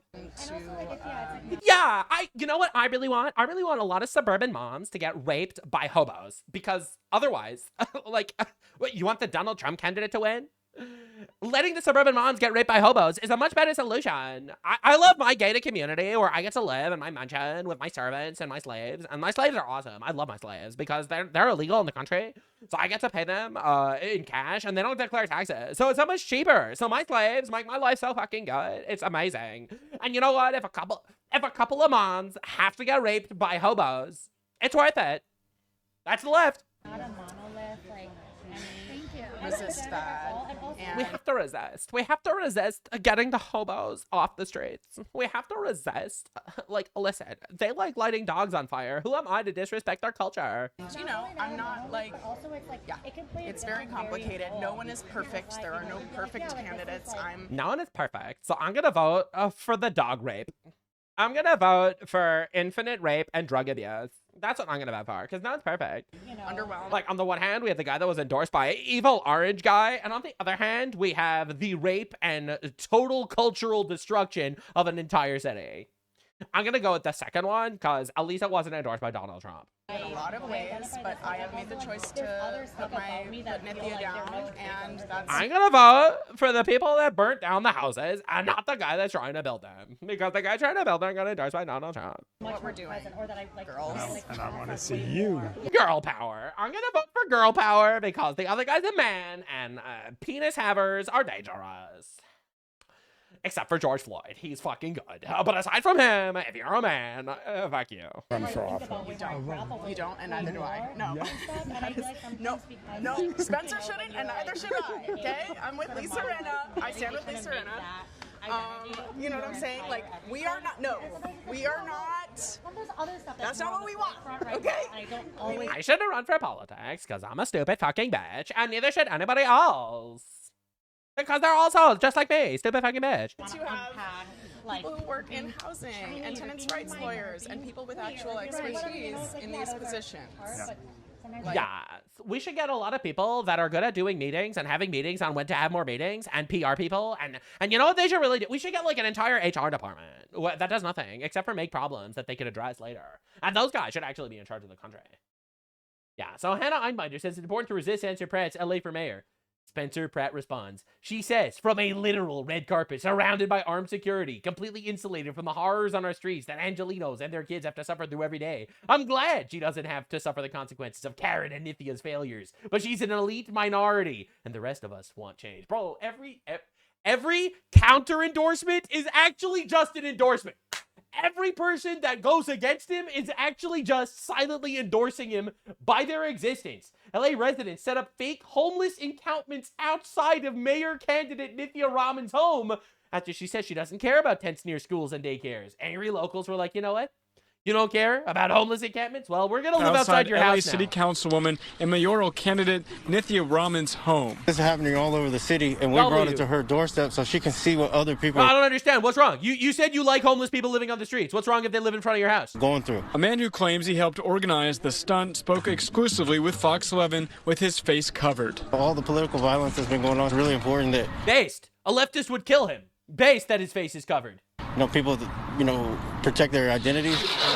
Tents, trash, old tires, and a barbecue Monday morning, all outside Raman's home. That's pretty annoying, isn't it? Doing a parody ad for her. Like, if we were in charge of her campaign, this was the ad that we would make. They feel like this draws the line. Yeah, I think that, it's a public street. It draws the line. hello, why are you making the life of rich people bad when you could just make the life of your average American bad? Hello. And I can see where she's upset, but to think about everybody else that's going through the same thing constantly. Yeah, she's mad about this? Oh, you're mad about this? Oh, you don't like the fact that we're literally out here living outside your house? You don't like that? That sucks, actually? That's actually completely insufferable and not a normal way that people live? You mean to tell me that this is not part of what makes America great? You mean to tell me this actually fucking sucks when we do that? Oh, that's so interesting. That's so wild. So why do you love it when other people do it in the rest of the city? So, of course, this is Adam Conover, complete fucking retard. There was like this guy went on Joe Rogan to explain to Joe Rogan how if a man, MMA fighter, cuts his penis off, he would be equal in skills to every woman MMA fighter. It's like this dude was like, yeah, biological reality is not real. Bro, I love these people. They're so awesome. So this dude obviously terrified of Spencer Pratt as he lives in his gated community and endorses Nithya Raman, the far left candidate. There's only one way that we can stop Spencer Pratt from going to the general election for mayor of Los Angeles. Notice how he doesn't actually say anything good about the candidate he's fighting for. He's just using the classic Trump bad strategy on Spencer Pratt. This November, and that is by voting for Nithya Raman in the primary. Los Angeles has a top 2 jungle primary system. That means the top 2 finishers, regardless of party, will go to the general in November. And right now, Spencer and Nithya are tied for second place. That means if we can get her into second, we can shut Spencer out of the general entirely and nip his entire political career in the bud. And instead of... Look how scared these scoundrels... Look at this, bro. He's got the soy phenotype and everything. Bro is ready to throw down. Having to fend off this vaccine-denying, Alex Jones-loving right-winger all year, we'll be able to have an actual... What's worse, having a right-winger as mayor or getting raped by a migrant? I personally think having a right-winger as a mayor is way worse. Hello, as a pro-rape leftist myself, I fully support getting raped by migrants. Debate about the future of the city that we love. I mean, Spencer hates Los Angeles so much. He hates it so much, he doesn't even like when it burns down. He has literally promised to move to Arkansas if he loses the election. Well, yeah, because you raped the city. Good news, we can send Spencer to Arkansas on June 2nd by voting for Nithya. All we have to do is make the city completely and utterly unlivable, and then he'll have to leave. Colossal W, leftists. So let's get together and vote for the pro-rape candidates instead. Dude, I love it so much. And everyone's terrified about this because Spencer Pratt's just a guy. He came out of nowhere and he's like, yeah, actually, I don't like that they're lighting dogs on fire. What are they going to do? Ro Kahana, radical leftist, retard foreigner that supports every fucking giving money to foreigners policy ever. Infinite migration, domain expansion, infinite Browns. All right, so this dude out here, he shows up there. He was asked about the mayor race and he had some wise words of endorsement too. When it comes to the LA race, Karen Bass and you see Spencer Pratt, what do you think we're learning about how Californians feel about the incumbents in general? Look, I think that there is was a lot of hurt and anger after the fires. The fires, right? I totally get it. That's why you wouldn't want to vote for the classical leftoids because they did the fires, right? Get ready. You're not ready. Lock in. You're not ready. You're not ready for what you're about to hear. It's going to shake you to your core. You think you know what you're about to hear. You're not ready for what you're about to hear. My view is that the blame of that really needs to go on Donald Trump. It is Donald Trump's fault that there were fires in California. Not the leftist that lit the fires. Not the leftists that emptied the fire hydrants of water to save the smelt fish. Not the sitting president at the time when the fire started, which was actually Joe Biden. It was Donald Trump, the guy who came into office and immediately stopped the fires by rerouting water. That's the guy who he's blaming for the fires. This is leftist delusion at its absolute peak. Reality doesn't matter to leftists. The agenda matters. That's it. Reality is irrelevant to these people. Men could be women, and women could be men, and Trump lit the LA on fire. Still owe the state $50 billion. They have not worked with Mayor Bass or our governor to get the resources needed, and they have really punished California. But they punished California for lighting itself on fire and refusing to do anything to stop it. Yeah, crazy. Understandably, people who still haven't seen their homes rebuilt, who were... Yeah, why weren't they rebuilt? You're going to blame Trump? Upset with how that was handled. They are upset with the incumbents. When it comes... Yeah, they're upset at the incumbent for burning their houses down and not building them. But it's actually Trump's fault. The poor people of LA. Too foolish to realize how it's actually Trump's fault. So Spencer Pratt said, did you know that Karen Bass and Nithya Raman already have a reality TV show about the LA city government? You can watch their leadership of their city live here, unscripted, 24/7. Watch what happens next. And it's literally just an infinite live stream of what's going on Skid Row. He's so fucking good. He's so fucking good. And right after posting this, something horrible happens, believe it or not. Wow. Somebody just died on Karen's live stream. LAPD is setting up a white tent to cover the body. This isn't a reality show. It's a horror film. Please pray for this city. Because literally on the live stream of Skid Row, right after he announces it, someone dies on stream. Probably of a drug overdose. So he posts this at 9:42 a.m. and then at 11, someone dies. You can't even make this up. This is crazy. Absolute crazy world. So Spencer dropped a nuke. The defining characteristic of God is his unconditional love for mankind. The very same thing is the defining characteristic of dogs, unconditional love for us. It's no wonder the dog is just God backwards. Wow. These heavenly animals are so faithful to us. They don't judge us. They don't care if we live in a mansion or on the streets. They stick by our side. They put their full faith. If you're a Muslim, close your ears, bro, because you probably don't like this at all. And trust in us. And right now, a lot of bad people are betraying their faith and abusing these poor animals in the streets on Skid Row and in Karen Bass LA city shelters. Questions are being raised about 2 dogs euthanized at the South LA animal shelter that rescue groups say were on hold for pickup. Larry Seahorn and his family thought they were set to pick up 6-year-old Indigo on October 21st. They recently lost their beloved 15-year-old pit bull Tonka to cancer and were ready to open their home and hearts to... If you think about it, pit bulls are kind of like Muslims, you know? Like, it's not all pit bulls, but it's always a pit bull, you know what I'm saying? And how, like, they inbreed them for fighting purposes. And how it's like... Okay, I should stop. Like, bro, we should not be putting pit bulls in all the dog parks, if you know what I'm saying. To another dog. Both the rescue group and Seahorn say a deadline for pickup was never communicated by the shelter during their phone call, and they planned to pick up Indigo before the shelter closed at 5 p.m. No one arrived for Indigo at 8 a.m., and the shelter received no further communication that morning, so Indigo was euthanized at noon. It's been hard. Oh my god, that's crazy. Oh, we missed your call, so we euthanized your dog. What? Breaking to see these animals that are perfectly good, as this one as an example, go to their death for no reason. Despite... Well, that's the left. I love how people are surprised. These people euthanize babies. These people kill babies because, it's awkward. You don't want to give birth. You don't want to, you fucked around and now you literally just are kind of like not in the mood to have a baby. Oh, we'll just murder it then. Oh, we'll just murder your baby then. You're surprised that those people are also mass killing dogs? If they're a nuisance, they kill people. Hello? California code, which states no adoptable animal should be euthanized if it can be adopted into a suitable home. Makes sense. They say perfectly healthy dogs without behavioral issues are killed because the shelters are overcrowded. While she calls them no-kill shelters, they are murdering thousands of dogs here, and they just lie. On Skid Row, addicts are torturing dogs to death, stuffing them in trash bags and lighting them on fire, testing their drugs on them till they overdose and die. They breed puppies to sell them for drugs. Everywhere you look, you see animals covered in open sores, riddled with flies, being beaten, starved. The abuse and neglect is so horrific, it's overwhelming, and it must stop. When you hear the descriptions of what these dogs endured, it just breaks your heart. And the images, as you said, they are so disturbing that we pretty much had to blur everything. Dogs found burned to death. Their small bodies stuffed into trash cans and suitcases. The abuse of dogs is spiraling out of control at homeless encampments. You mean to tell me that if you import third world retards that burn dogs in their home countries, they're going to burn dogs in our countries? I can't believe it. I was told that they will get a piece of paperwork and all of a sudden they're just as American as me and you. For those of you that need a little bit of cultural enrichment, in Morocco, they are currently doing mass genocide of dogs right now because they want to prepare for the World Cup in 2029. And to prepare, they're like, yo, well, dogs are filthy creatures, so we have to kill all of them. And they're mass killing dogs. Now, everyone's favorite Twitch streamer, Hassan Piker is out there shocking dogs on his daily stream, doing his thing. But don't be surprised. The Turks literally exiled 1 million dogs onto a little island to starve them to death. Or they would try to swim back to the mainland and drown on the way because they were so hungry. Like, why are we surprised that people that we're importing from retard countries that abuse dogs there, they're going to abuse dogs here? No one's shocked. The dog was running, screaming, on fire, trying to get into people's homes.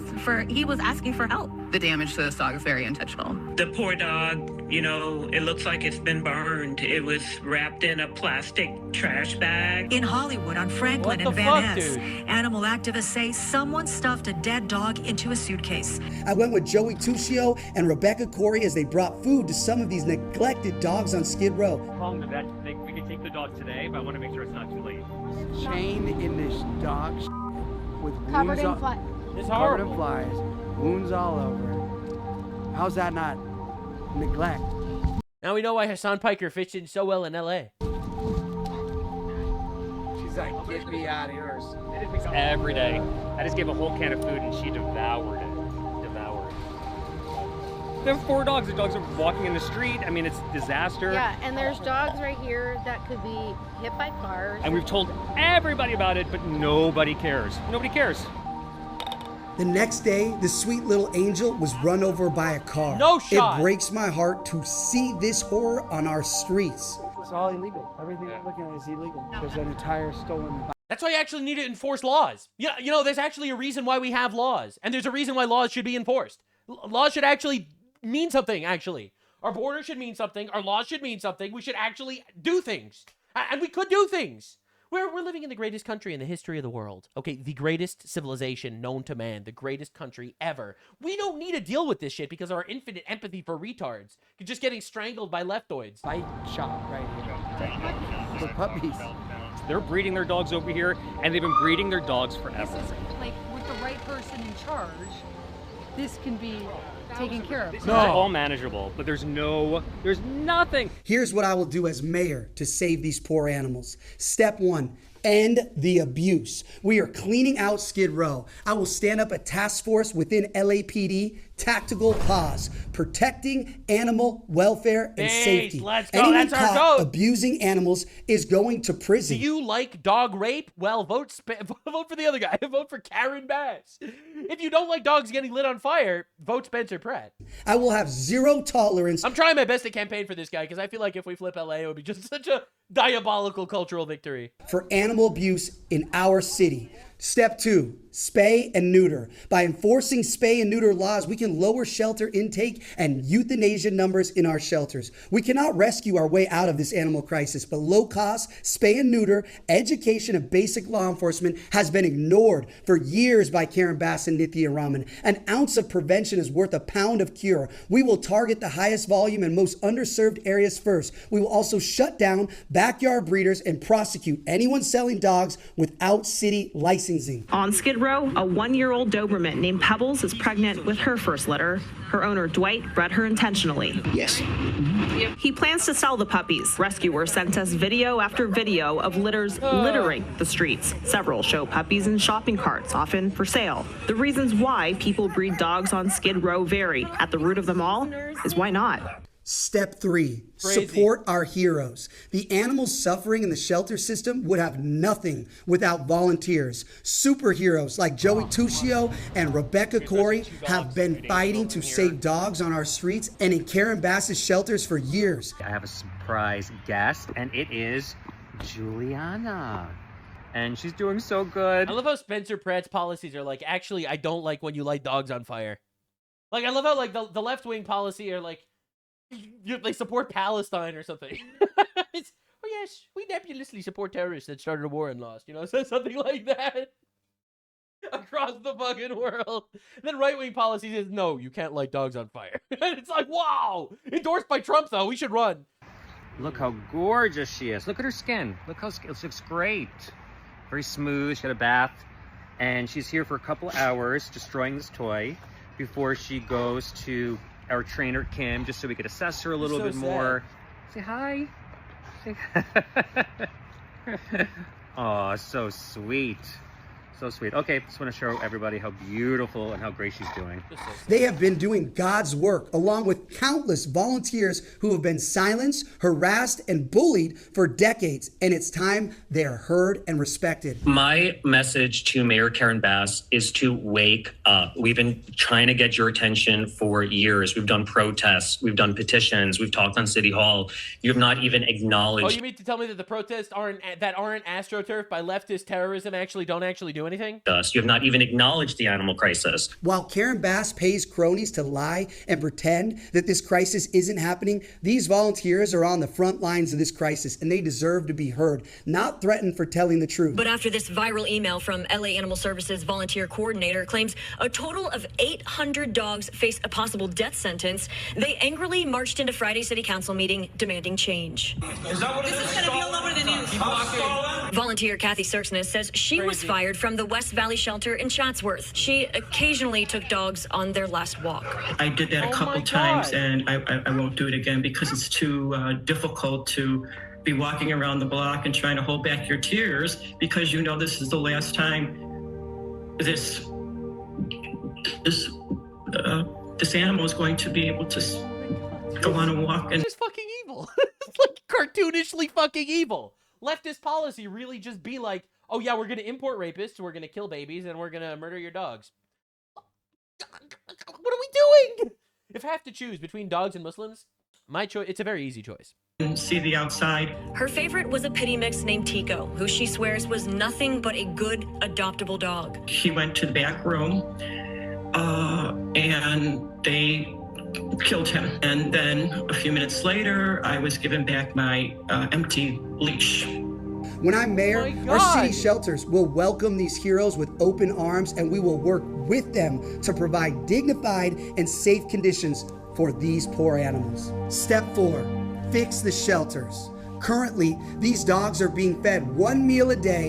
You know, I love how far we've actually gone, bro. Have to lie in their own feces, rotting away in wire cages with no time for exercise and play. It's worse than prison. These aren't murderers, they're dogs. They're innocent animals, and they live worse than serial killers on death row. We will completely overhaul the city shelter system. We will hire a director of LAAS who puts animals first and maintains a Man, I wonder why Hassan Piker didn't endorse him and Hassan decided to endorse Nithya Raman instead. Budget for proper food and medical care. Step 5, find them homes.